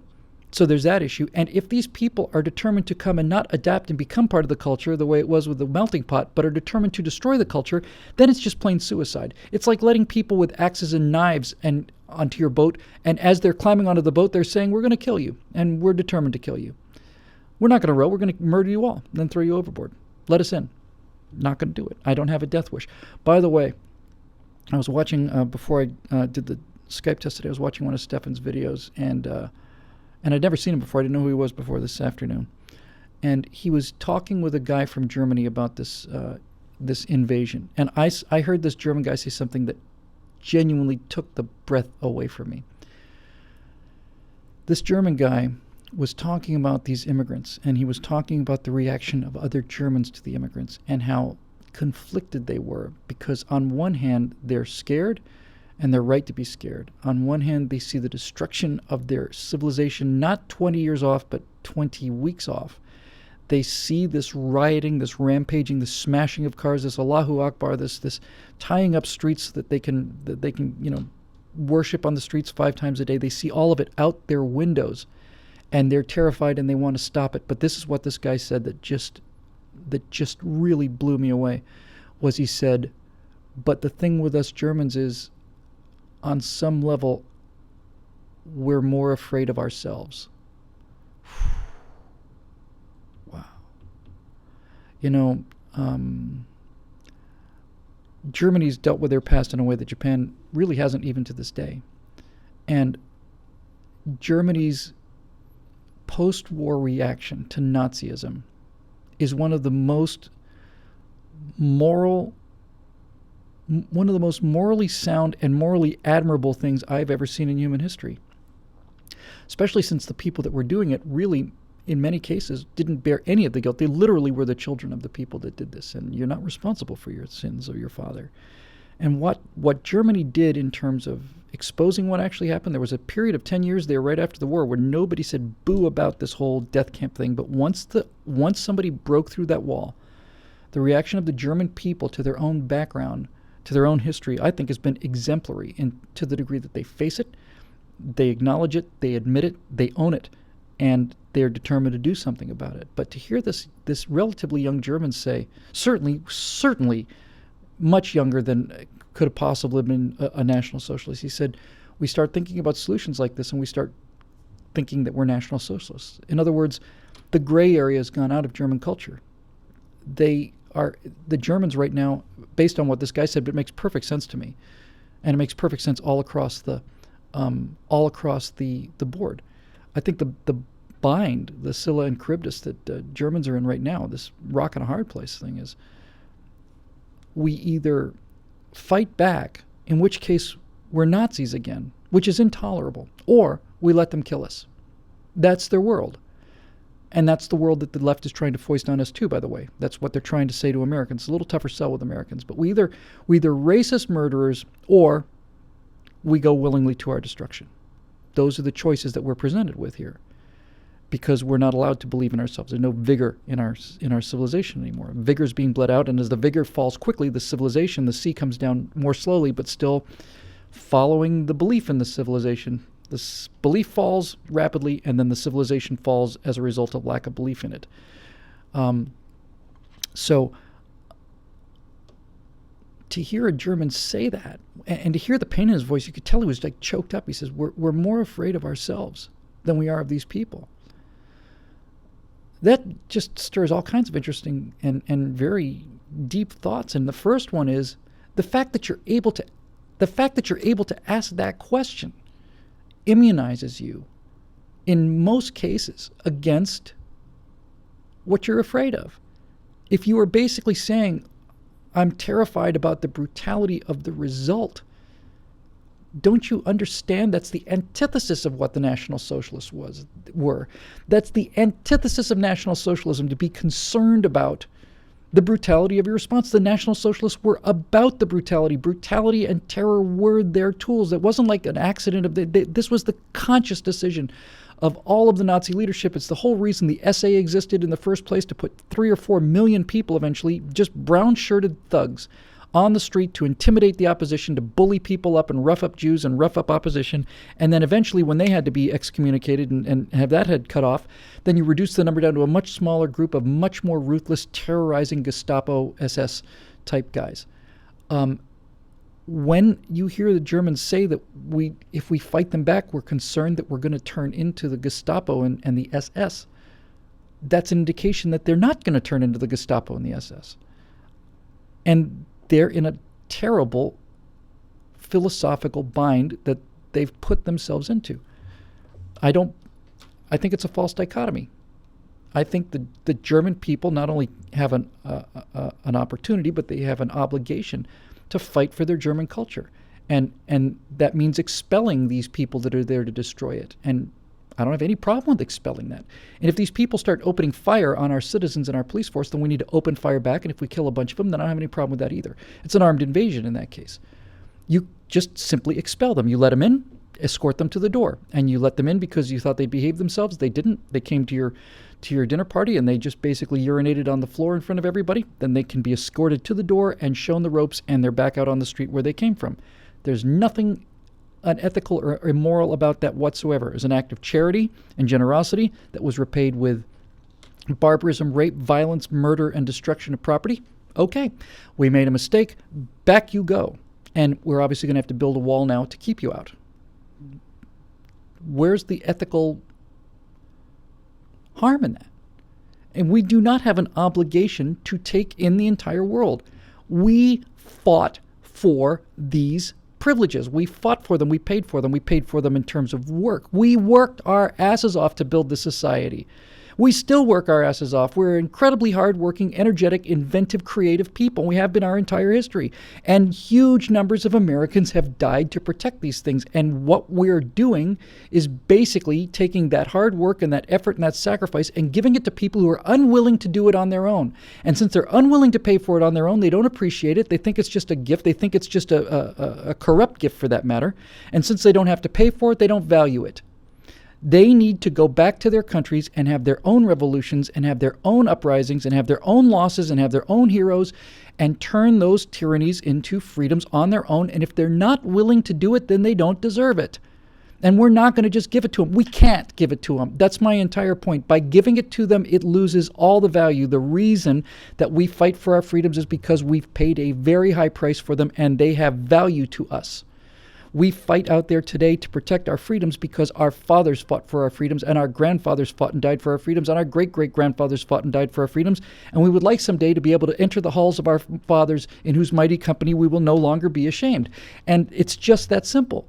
And when these guys, these savages come into Europe and start destroying everything that those Europeans had worked for over centuries to create this modern civilization, when these barbarians come in there and first thing they do is start destroying it and telling them how they're going to destroy it and they're going to take it over and they're going to trash everything. And no, we showed you an act of mercy. We obviously showed mercy to the wrong people. Out. Well, we're not going to go out. Oh, you are going to go out. Well, we're going to fight you if you try and throw us out. That's your decision, not ours. We just wanted to throw you out. We have a right to throw you out. And since you're not going to go accordingly, then okay. That's not going to happen here. That kind of rampaging lawlessness is not going to happen here. But you know, the reason I lose sleep at night and the reason I have such a hard time dealing with the world is because I know for a certain fact, I know for an absolute certain moral fact, that if I am in my balcony in my apartment and I look down on the street and I see a group of 12 men raping a woman, it doesn't matter who they are. It doesn't matter if they're Muslim immigrants. It doesn't matter if they're skinheads. It doesn't matter if they're Black Panthers or Crips from the inner city. It doesn't matter. If I look down from my balcony and I watch in front of my eyes in real time a group of men raping an innocent woman who's screaming for help, and I reach into my closet and I remove my AR-15 with my 5-power scope, and I drop 2 of those guys and the rest of them run away, the police will come and they will arrest me. That's America today. They will arrest me in California. I don't know if that's true in Texas, but it's true here. They won't come after those guys. Rapes happen every day in Los Angeles. They're not going to worry about those guys. They're going to come after me because that example has to be stopped. And so these are the kind of moral calculations I have to make living in California now. I have to make these calculations now so that I don't have to make them in real time. This is what conservatives do and K competitors do. We stress ourselves early so we know what to do when the stress really happens. I don't think that's ever going to happen. I'm quite convinced that will never happen to me, that scenario I've just described is not going to happen. But it's not impossible. And as these societal norms and law-abidingness goes away from the top down, as it becomes clear that the police will not prosecute the criminals, but they will prosecute the homeowners and the victims and the people who are trying to defend themselves, then that nightmare scenario gets more likely, not less likely.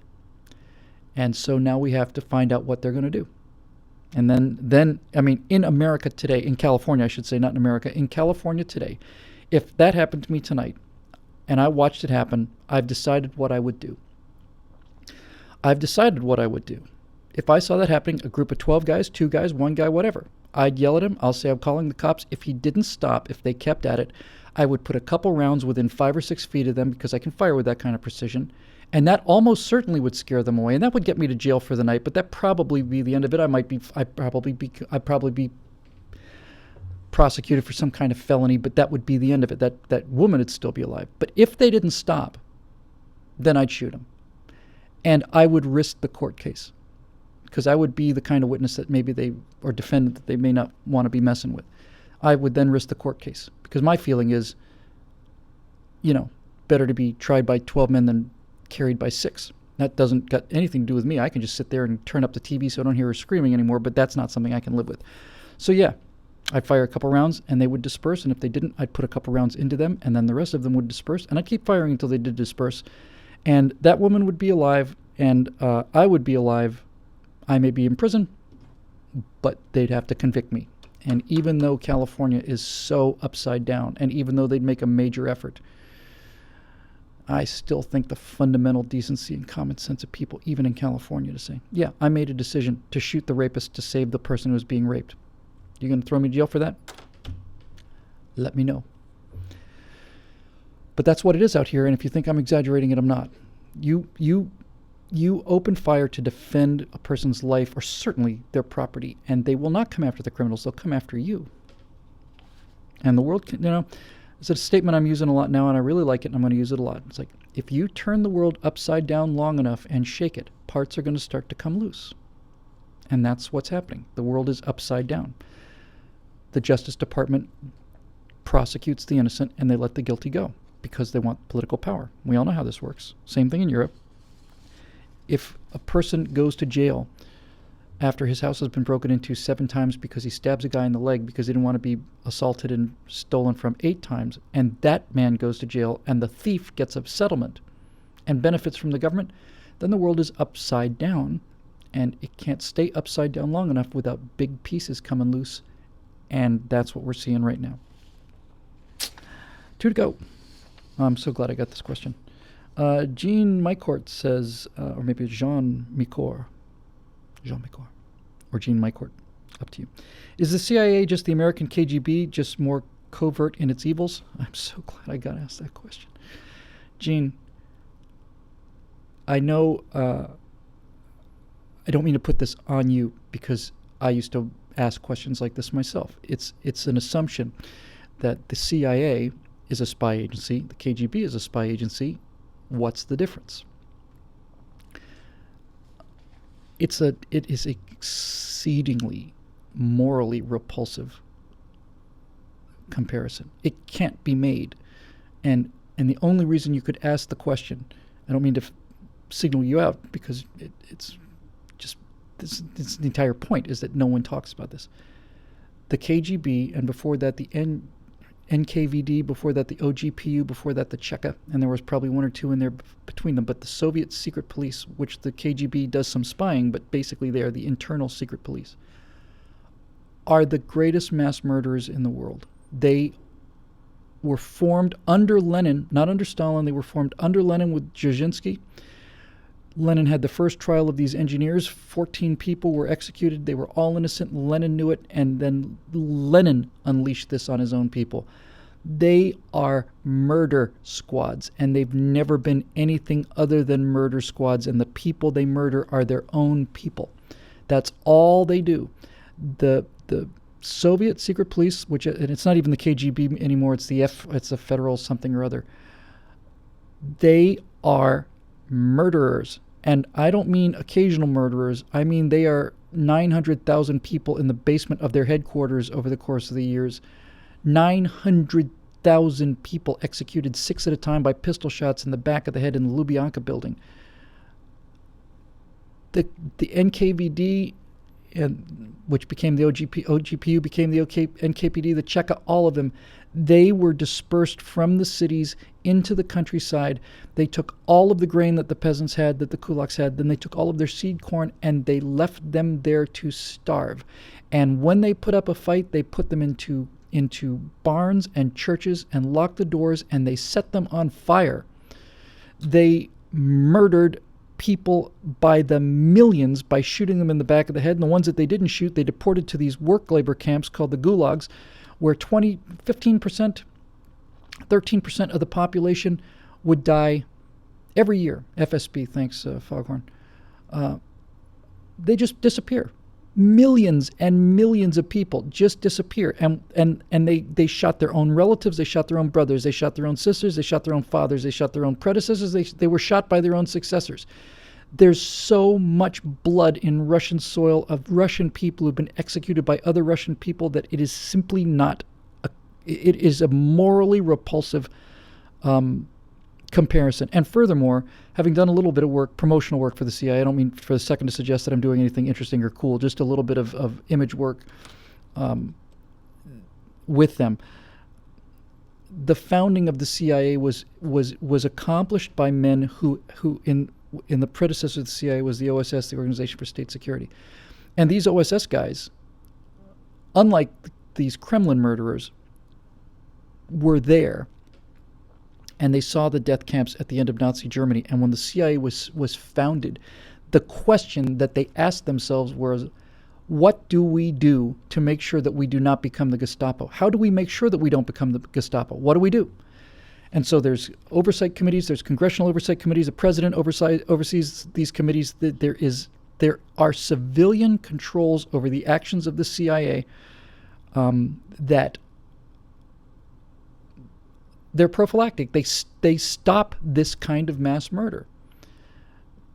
The CIA has done some killing overseas, no question about that, and the CIA has engineered some coups overseas, and my personal take on the ones I've seen where they were trying to restore freedom or stop communism, which is the philosophy of murder.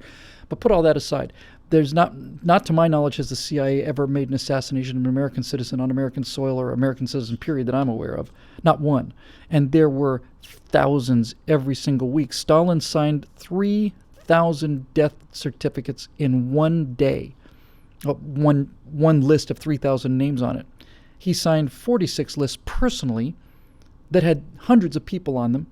He and Molotov and Voroshilov and the rest of the crowd of murderers, eventually Khrushchev and Beria, and they just did it. And that itself is horrible. But what's even worse were these NKVD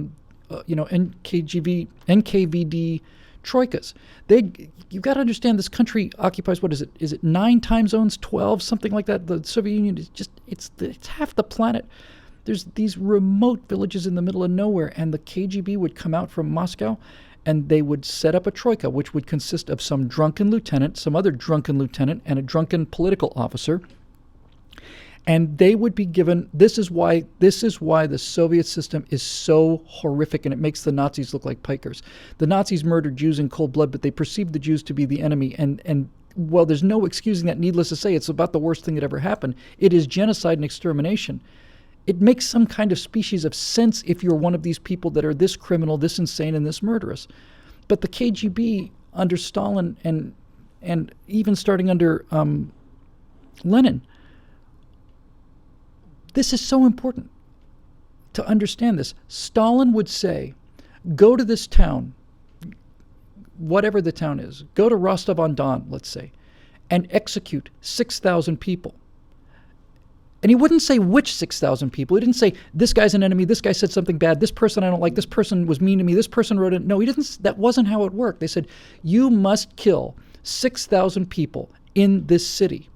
And the terror was so great that the KGB, the NKVD and the Cheka or whatever, would go in there and they wouldn't kill 6,000 people. They'd kill 22,000 people, because if they only killed 6,000 people, there'd be some question about their support of the Soviet cause. They're in there. If there's 6,000 wreckers and traitors and saboteurs in Rostov-on-Don, and we're given orders to kill 6,000 of them, then we need to kill 22,000 of them to show people just how serious we are and enthusiastic we are for our work. Otherwise, they're going to kill us. And that's what happened. And it happened for decades. Decades, this went on. Decades. 3 drunken men in their 20s would say, charges against this person, sabotage of a phone switchboard because she had the flu and she arrived 15 minutes late for work and missed an important call.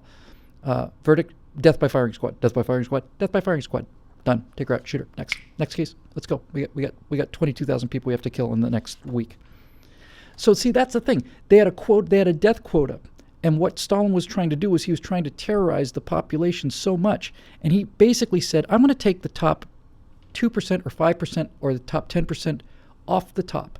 I don't know any names. I don't care about any names. If they have relatives overseas, we're going to shoot them. Not because they've committed crimes, not because they're planning to commit crimes, but they might commit crimes someday. They're more likely than this other person. And you just murdered by quota. What do you do? That's their society. That's Russia. That's what Russia is. It's it's the most horrible place in the history of the world. And the more you read about it, the deeper you get into it, the more you simply cannot understand it. The American mind cannot get around it. One deportation, I forget which one it was. It wasn't the Chechens, but it was the Magyars or something. Just one of these forced relocations in the Crimea before World War II, just one of them resulted in 22,000 dead children on the moving of this one group, one small group, just one group over the course of a few weeks in this much bigger picture of 30 or 40 years. 22,000 children killed just getting them out there because they'd pack them up in the Crimea and they'd ship them to Siberia, and they didn't get any warm clothes. They didn't get a chance to take anything with them. Boom. So, there you go. There you go. That's what Russia is. And that's what collectives are. That's what collectivism is, and progressives are collectives. Progressives are collectivists. They like this kind of thing. To them, that's how they get to succeed, by having people taken out and shot. That's why they can use, in America, they can use the IRS against political enemies. I don't see anything wrong with it. They must be killed in order to bring us our workers' paradise of free health care and nobody having more stuff than anybody else. Doesn't matter how hard you work.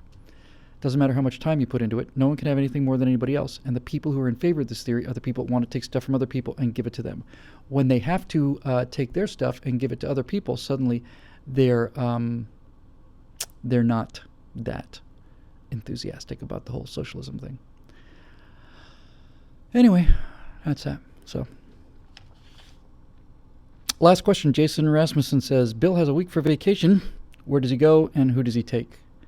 Well, what does Bill do? Who does Bill take and where does Bill go?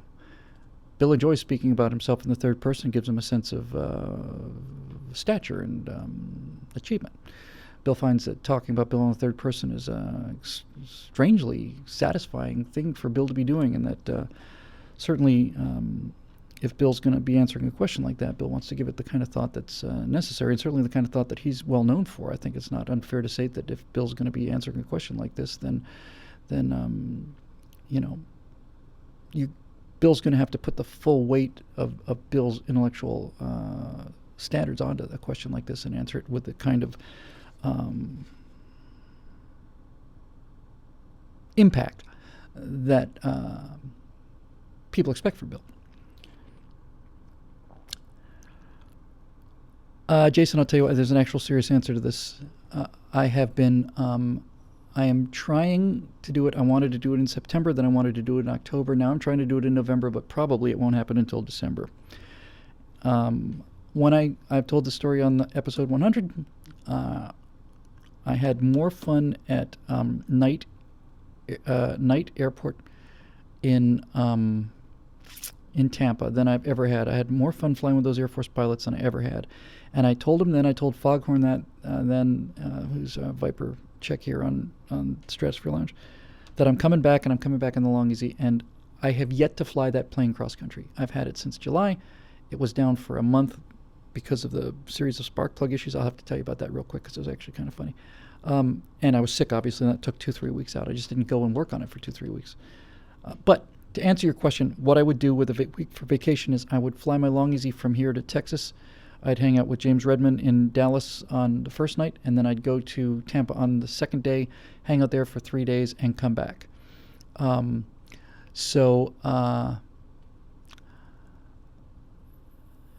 Yeah, that's what I would do. Now, the problem is, since I haven't had a chance to really fly across country, I still need to gain a little confidence in it, but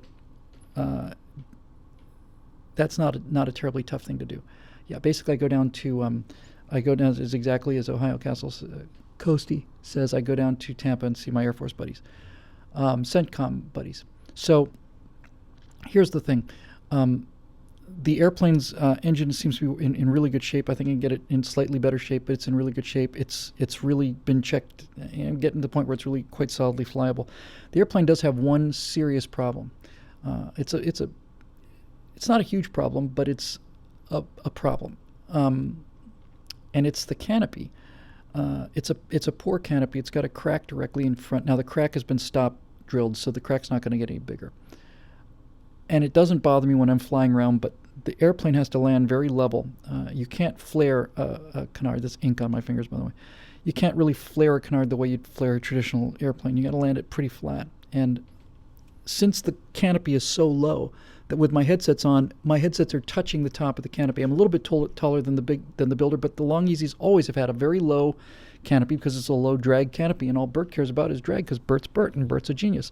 And you optimize things that way, but the fact is that while it's not uncomfortable to fly, when I'm landing, I have to land the plane so flat, and the canopy around the bottom edge of the canopy where it's bonded to the frame, it's very poor optically. And so basically that means when I'm landing the airplane, I can't see anything. And I'm wearing glasses and I'm wearing bifocals, and it just happens to be that since the bottom inch of the canopy is very poor in terms of its optical purity, and since I have to kind of get my head up as high as I can and kind of lean back so I can see what I'm doing, I'm actually careful not to look through the bifocals part. Long story short.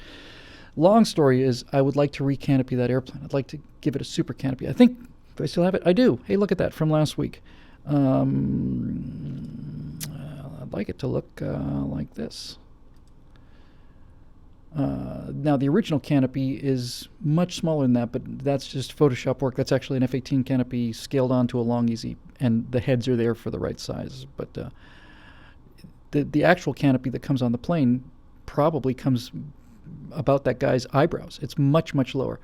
I want to get a new canopy on that thing so I can enjoy the flight a little more, and that is something I have to do up in Idaho. So the question is, can I get it recanopied before I go on this trip?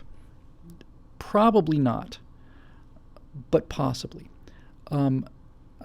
It's not the expense. It's actually not too expensive. It is a lot. Well, the canopy itself is probably, I don't know, it'll be less than $600-700, which is not terribly expensive when it comes to these kind of things. It's not cheap, but you know what you get. But the labor is big. It's a big deal. It's not as tough as some things, but it's not a trivial job. It's going to take the plane down for a week at least that, I would say. So to answer your question, I'm going to go and answer Foghorn's question. I'm going to call him on the phone when we're done here. I'm doing a cross-country flight this weekend. It's only this last week has it been cool enough so that, it has been in late October, October 20th. It's been 103 degrees here. And, you pull the airplane out of the hangar and the wings melt and just soften up and go into the ground. And Scott Ott is here. Hey, Scott Ott, good to see you, buddy. And I don't mean to put my show on top of your show. I've had a physical trainer, fitness trainer on Wednesday nights. And so I may have to move the show to Tuesday because I do not want to. Scott put his Scott Ott webcast on Thursday specifically to not conflict with Stratosphere Lounge, which is traditionally on Wednesdays. Anyway, so I am going to make that flight, and I'm going to make it before the year is out, and I'm probably going to make it in December. I'm probably going to do it around December, just because I've got a speaking engagement in November, and I need to get more time on the airplane. And if I take the southern route through, Arizona, New Mexico, Texas, I'm not going to be too worried about weather. But that's what I would do. I would take a week. I'd fly it down there. I'd spend 3 days with my awesome friends, and then I'd fly it back. That's what I would do. Yeah, I think that would be a lot of fun, and that would be a real cross-country flight to say the least. And I would take the GoPros and I would make an event out of it. I can set it up. I still haven't gotten it. I've got bigger fish to fry, but I would set it up so that I be able to do commentary and just like talk. You hear me on the radio going into the GoPros. It's like, here we are over West Texas. I can see Scott Ott's house down there. I think it's time for me to drop the relief bag overboard. Yeah, that's what I'm going to do. I still have plans to do it, and it's taken me months. But anyway, let me just tell you about the airplane because it's actually kind of funny and interesting. Dave Big Booty said I need to update our website for speaking engagements. I think we did that yesterday, believe it or not, Dave. We've certainly been very poor about it, and I think we did it yesterday. So let me just tell you the story on the airplane. So about 3 weeks ago, it was almost 4 weeks ago now because I was sick for a couple of weeks. I just didn't go out there. So I have a friend I'm going to take for a ride, another pilot, brand new pilot. Got his license a month ago kind of thing. I'm going to go for a ride in the Long-EZ, so we get him in the airplane, and it's so impressive and cool, and we taxi out to the run-up, and you go to the run-up area, which is down by the departure end of the runway, and you're off the runway, and you're off the taxiway as well. And basically what we do up there, it's about almost a mile and a half taxi for me from where my hangar is. It's a long ride. So you get to the run-up area, and as as a function of the safety that's so important for us in aviation, what we do is we pull over to the side of the road, basically, and we step on the brakes and we run the engine power up. Not to full flight power, about half of that maybe. No, more than half. 2/3, something like that. And when we've got the engine up where it's not sprinting, but it's jogging, then what we do is we do a number of checks. We want to make sure our oil pressure is good and our oil temperature is good and all the rest of that stuff. But the airplane, among many other safety features, it's got 2 fuel pumps. We turn one on before we take off and just before we land, and we turn it off when we're on the ground and when we're in the air. Because if the main pump fails, we can always turn it right back on because we've got plenty of altitude. But we turn it on for takeoff and landings because we want to have them both working, so if one fails, we don't even think about it. But the other thing that the airplanes have, and have had for a long time, is they have a dual ignition system. So even though my aviation engine, which is a Lycoming 0320, has 4 cylinders, it's got 8 spark plugs. And 4 of them are on one ignition system and 4 are on the other ignition system. And they're absolutely, completely independent. So I can lose a spark plug and it won't care because there's still a good plug in that cylinder. I can lose a magneto, I can lose the cap on the magneto, one of the cables can go bad, doesn't matter, plane will still fly. But what we don't want is we don't want them to both fail in the air, so we check them on the ground, and we do this during the run-up. So normally what happens is you'll taxi out there with both of them firing, and then you'll get it up to 1800 RPM, and you'll turn one off, and it'll drop a little bit because there's half as much spark. Then it'll come back up, you turn the other one off, it drops a little bit, comes back up. But we went out there, man, like I said, about a month ago, and turned off the first one, and it's just humming, man. That engine is just as happy as it can be, just humming along. And then we turned it back on, turned off the other one, all of a sudden, boom, boom, boom, boom, it wasn't as bad as the vibration that nearly grounded me, but it was in that engine failure, but it was noticeable.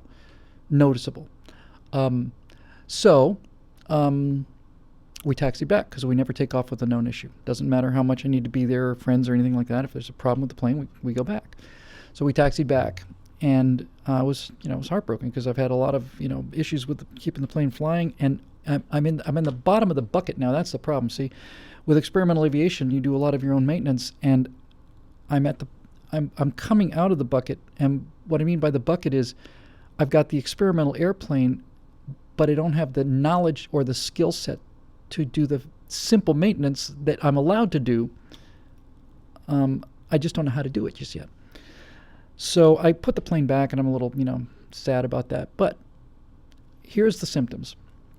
It's running rough on one ignition, but it's not stopping. And there's a big vibration. And that's telling me one of the cylinders is out, that one of the cylinders isn't firing. Because if it was a problem with the magneto, they'd all be low. But the fact that one of them is running rough is telling me one of these cylinders isn't firing. That means good news. Guess what? It's probably just a bad spark plug. It may just need to be cleaned. So I take it out the next day and run it real high temperatures, trying to burn out any carbon or oil. That didn't work, which was disappointing. But I'm sure it's a spark plug. I'm positive it's a spark plug. So I get sick. I don't get to work on the plane for two weeks, maybe 2.5, almost 3 weeks. I finally come back. And when I first got the plane, I was completely mortified about taking the cowling off because I'd seen it taken off and it looked like at least a 2-man job, and I didn't have 2 hands, 4 hands. And then we took the cowling off and put it back on a couple times. Okay, I can do that. So I take the cowling off, and I got the spark plugs, and their aviation plugs are different than automotive plugs, and the plane has 4 auto plugs and 4 aviation plugs. 1 auto and 1 aviation on each cylinder. Now, the auto plugs, I just go down to because I don't have the tools either. I have basic tools. So I march myself down to Home Depot, and I put on my big boy pants, and I get myself a torque wrench about this long. And I know how to use it. And the torque wrench is, obviously, you turn it, and then when it hits a certain torque setting, it just kind of breaks, just clicks, and you can't turn it anymore. So I go buy my big boy torque wrench. I've got a wrench now that's the size of my femur, and I'm feeling like a super stud. And I go out and buy the 4 aviation plugs. I pull the plugs out of the airplane. Pull the auto plugs out of the airplane, and I go get them replaced easily at Pep Boys. But I cannot find a socket that'll get over the aviation plugs because they're very tall. Turns out I have to order one from Aircraft Spruce, so it gets here the next day, and it shows up, and I pull the plugs out, and I've got the aviation plugs in. I've got the automotive plugs in. I got 4. I thought I was getting 4 new plugs, but they were only charging me $8 for them. Turns out they were 4 refurbished plugs, but they are brand new looking. These look brand new. Each one's in his little plastic bag. So I take them back to the airplane. I screw them in. I torque them to 29 foot-pounds or whatever it was, and I've got all new plugs in there. 8 new plugs, 4 new auto plugs, 4 new aviation plugs. I'm checking the gap visually on the auto plugs. I'm checking it on the aviation plugs. Put them in there, fire it up, and the problem is exactly the same as it was before, and I'm just sick because I was so sure that was it. I was positive it was a bad plug. Now what do I do? It's well beyond me at this point. I was able to do that, cowl off, no problem, get the plugs changed, no problem. So I've still got the problem. So now I call my my mechanic guy, my Long Easy expert guy named Mark, and Mark comes down like on 2 days later in the morning on Monday at 9 o'clock. He's there. He flies down from Tehachapi. I'd had the work done up at Tehachapi, but I can't fly the plane on. I could fly the plane on one ignition system, but I'm not going to because I've got to. I'd like to live for a long time. So so what do we do now? Well, we know it's not the spark plug because we've got brand new plugs in there, so it can't be that. So it's got to be the harness. It's got to be the wires. It's got to be a bad wire. One of these wires is not working. So we check the ohms, we check the resistance on it, and they look about right. We don't know what it is. So the top of the magneto is so close to the firewall. It's so tight in there that it takes him an hour to get 3 screws out. It takes him 1 hour on the clock to get 3 screws out of that thing with an Allen wrench. Finally, we're able to pull the cap off, and he's brought a replacement harness. It's like a squid, four lines. He puts it on with 1 screw instead of 4, and we're not going to undo the old wiring. We're just going to test the new harness. So now we got 2 sets of wires running out, and they put the aviation plugs in there back in, tighten them on, and torque them up, and go out and fire up the engine, and it's still running the same way, still running rough. Jesus. Now when you go back and push the plane back in the hangar and you're trying to take things off, you're trying to take it off of an engine that was 300 degrees just a few moments ago, so that's another challenge. So everything's burning hot now. The plugs are too hot to handle. You got to take them off with rags and do all this other stuff. So now we're thinking, okay, we know it's not the plug because they're brand new plugs. We know it's not the harness because we replaced the harness. We know we still have 1 bad cylinder, and it's not the cylinder because it runs fine on the other ignition system. So what can it be? Is the magneto bad? And we call the shop and say, is it possible that the magneto's failing on 1 cylinder? And the guy says, it's not unheard of, but it is exceedingly rare. And that would mean taking the magneto off the airplane. That's a whole other amount of work and, hundreds of dollars and weeks probably to get it refurbished and put back on again and all the rest of it. So before we do that, and we say, all right, fine. Now let's look at the plug. So we know it's on the aviation side. So we put the spark plug up against the cylinder head to ground it, and we hand turn the prop carefully so that we don't start the engine by accident. And one by one, little spark, 4 sparks. I'm seeing 4 sparks coming off the plug, so we know the plugs are working. And then we look at the timing. Could the timing on the mags be off? And sure enough, one by one, look at the thing right where it needs to be, and we wait for the click, and every single one of them is 25 degrees before top dead center, which is exactly where they're supposed to be. So now we're just out of ideas. And the only thing left is either the magneto has had an extremely unusual failure, but it was refurbished 100 hours ago, and it just didn't seem likely, or lightning has struck twice in the same place, and we replaced a bad plug in cylinder number 1 with another bad plug in cylinder number 1 that was a new plug, because we knew it was cylinder number 1 because the temperatures were much lower in there. So sure enough, we pull that spark plug out again, and we look at it carefully and realize, this gap is not quite right. It looks, actually, come to think of it, looks a little closer than it should be. So fortunately, the spark plug place was across the street. It's a 3-minute drive. We go over there, we swap it out. They re-gap it. They take a look at it, give us a brand new one, put it back in the engine. After 5.5 hours of tracking down everything, we torque that baby up, put the harness lead on it, take it outside, and fire it up, and it purrs like a kitty. And the mechanic guy, Mark, a really gifted guy, like him very, very much. I like hanging out with him. He's a fun guy. He's a really cool guy. Mark wrote an article because he does a lot of the aviation community, especially the Cunard community, is a very small community. So like that night, he wrote up what happened and said, if you have a situation that looks like it may not be solvable, you might want to try something simple like a stroke of bad luck. And the bad luck was, we pulled a bad plug out of cylinder number 1. We bought 4 brand new looking spark plugs, put them in there, and we put a bad one back into cylinder number 1.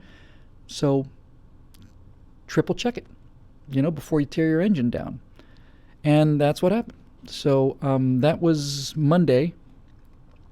I was already, paying this guy a considerable amount of money by the hour, and he was kind enough to take a significant deduction because he felt like, maybe we should have caught that earlier. He's a lovely man. So Monday night after whatever I was doing on Monday night, at the gym with his trainer. I go back to the hangar Monday night and I put everything away. I put the cowlings back on. I put the screws back in. I make sure everything's torqued down. I make sure all the leads are good. I got an hour. I love sitting at the hangar. I love working on the airplane. It's so relaxing for me. Getting my hands dirty, taking my time, not being in any hurry. Physical work with your hands. I don't know. I don't mean to sound like such a sexist. It just seems like this is the best analogy I can come up with. Physical work with your hands for men, getting your hands dirty and greasy and getting a little blood on your knuckles, is as soothing and relaxing and de-stressing as I imagine cooking must be if you really enjoy cooking. It's just, you're not in a hurry and you're enjoying it. You're enjoying the process and everything smells good. I love the smell of hot oil and hydraulic fluid in the morning.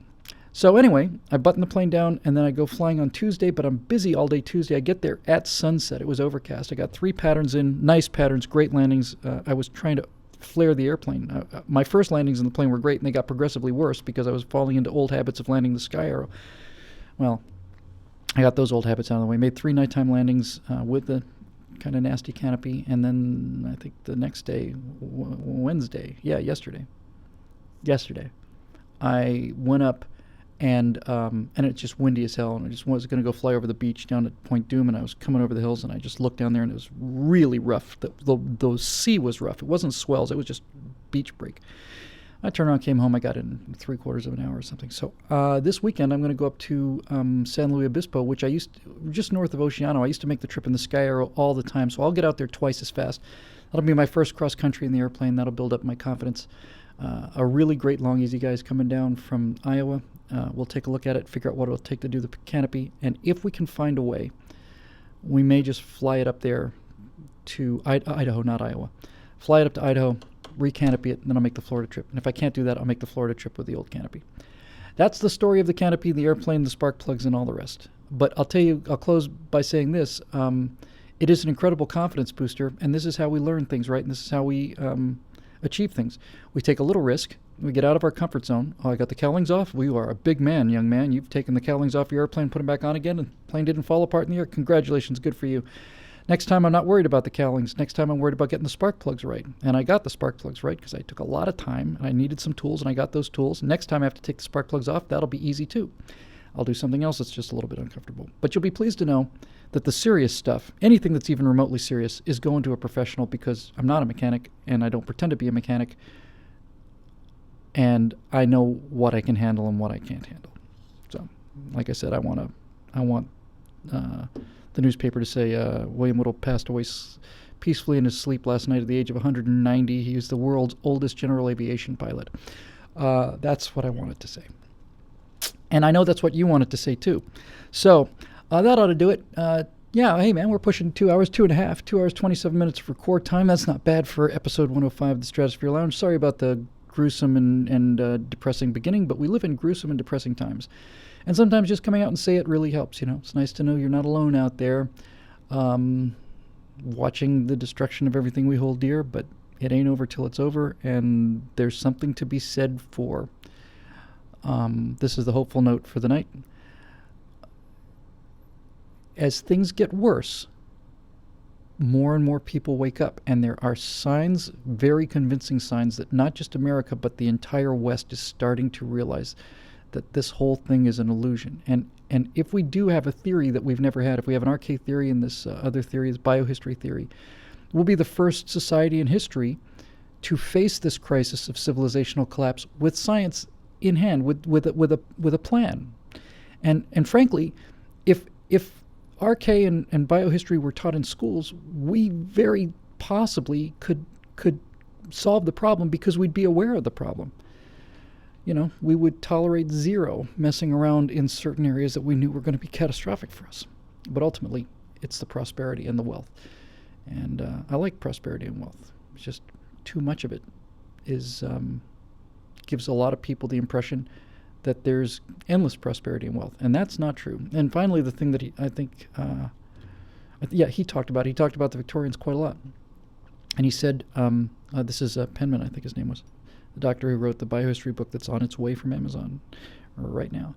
he basically said that the Victorians were actually pretty compassionate people because there was no safety net at all, and there were large numbers of charities, Christian charities, mostly church charities.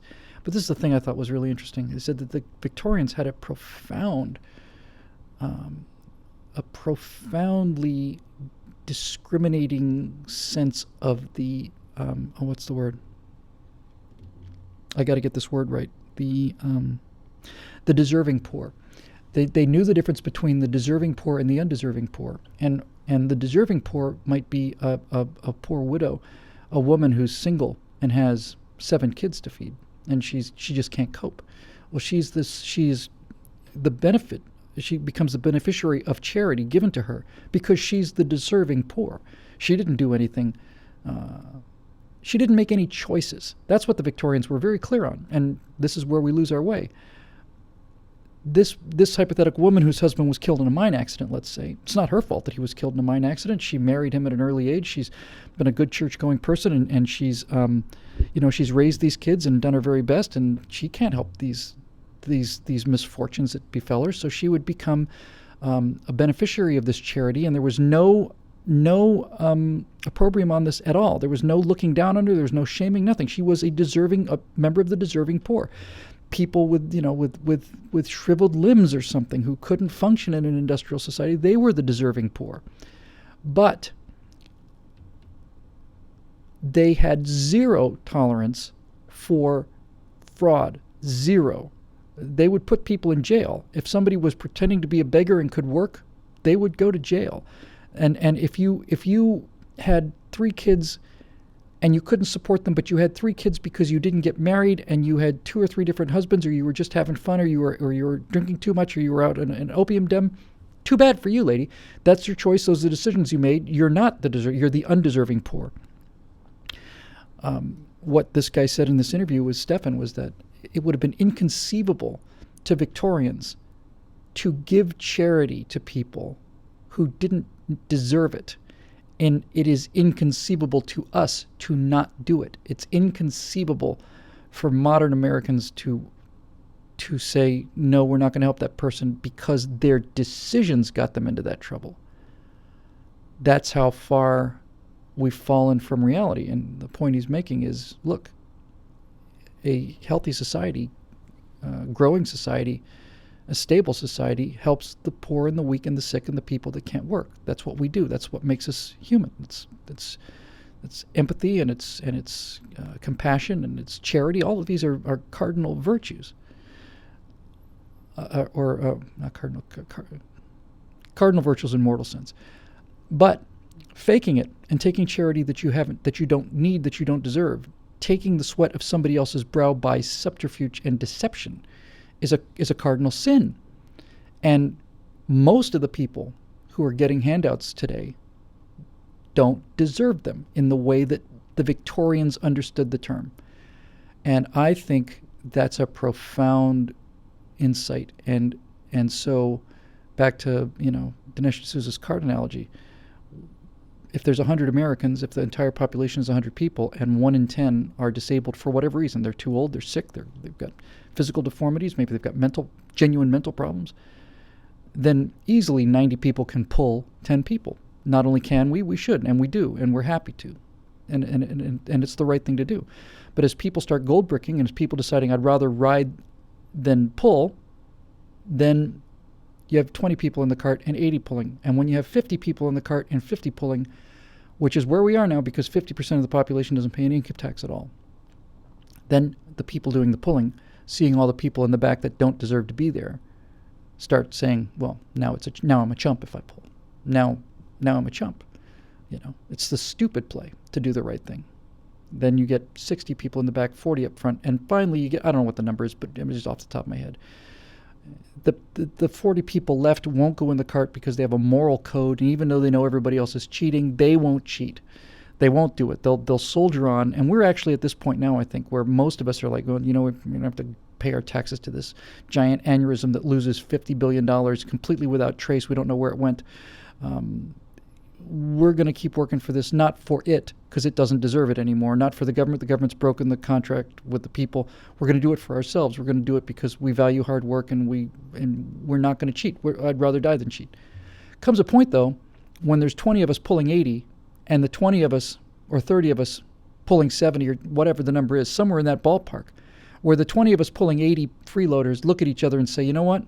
It's not that we're going to get in the cart, because that is cheating. We're just going to go somewhere else. We're going to go get another cart. To hell with this. I'm not going to sweat and die and labor and break my bones so that these people can sit there and not only ride for free, but spit on us while they're doing it, mock us and throw rocks at us and tell us to go faster. So that's what happens. And these are the kind of civilizational things that have been occurring since human history began. And I think for the first time we can understand them. And if we understand them, we can at least fight them. When Augustus was watching Rome fall apart, he could see it. It was hundreds of years after Augustus died when it finally collapsed, but he could see the signs. He could see it, but he didn't know what to do about it because he didn't know what was causing it. All he had was symptoms. He didn't know what the disease was. If these theories, this archaic theory and this biohistory theory, are true, and they certainly look true to me, then we can understand what's causing it. And if we understand what's causing it, maybe we can do something about it. That's my hope. I'm going to fight him until I can't fight him anymore. And then we'll see what we can save. Hopefully we don't have to get to that point. Hey, we're nearing the recording limit because we're almost at 3 hours. So I'm going to shut this baby off. And so ends episode 105, which I think was a damn good episode, actually. I think it was one of our top 10% episodes. I liked it. Has a good time. Thank you very much for joining us. As always, appreciate your support. If you're a member, if you can be a member and you're not, certainly would like that too. It helps us keep the lights on here, and we're trying to go out and do good work as frugally as we can. And you can find that at billwhittle.com/become a member, or a big orange button that says become a member.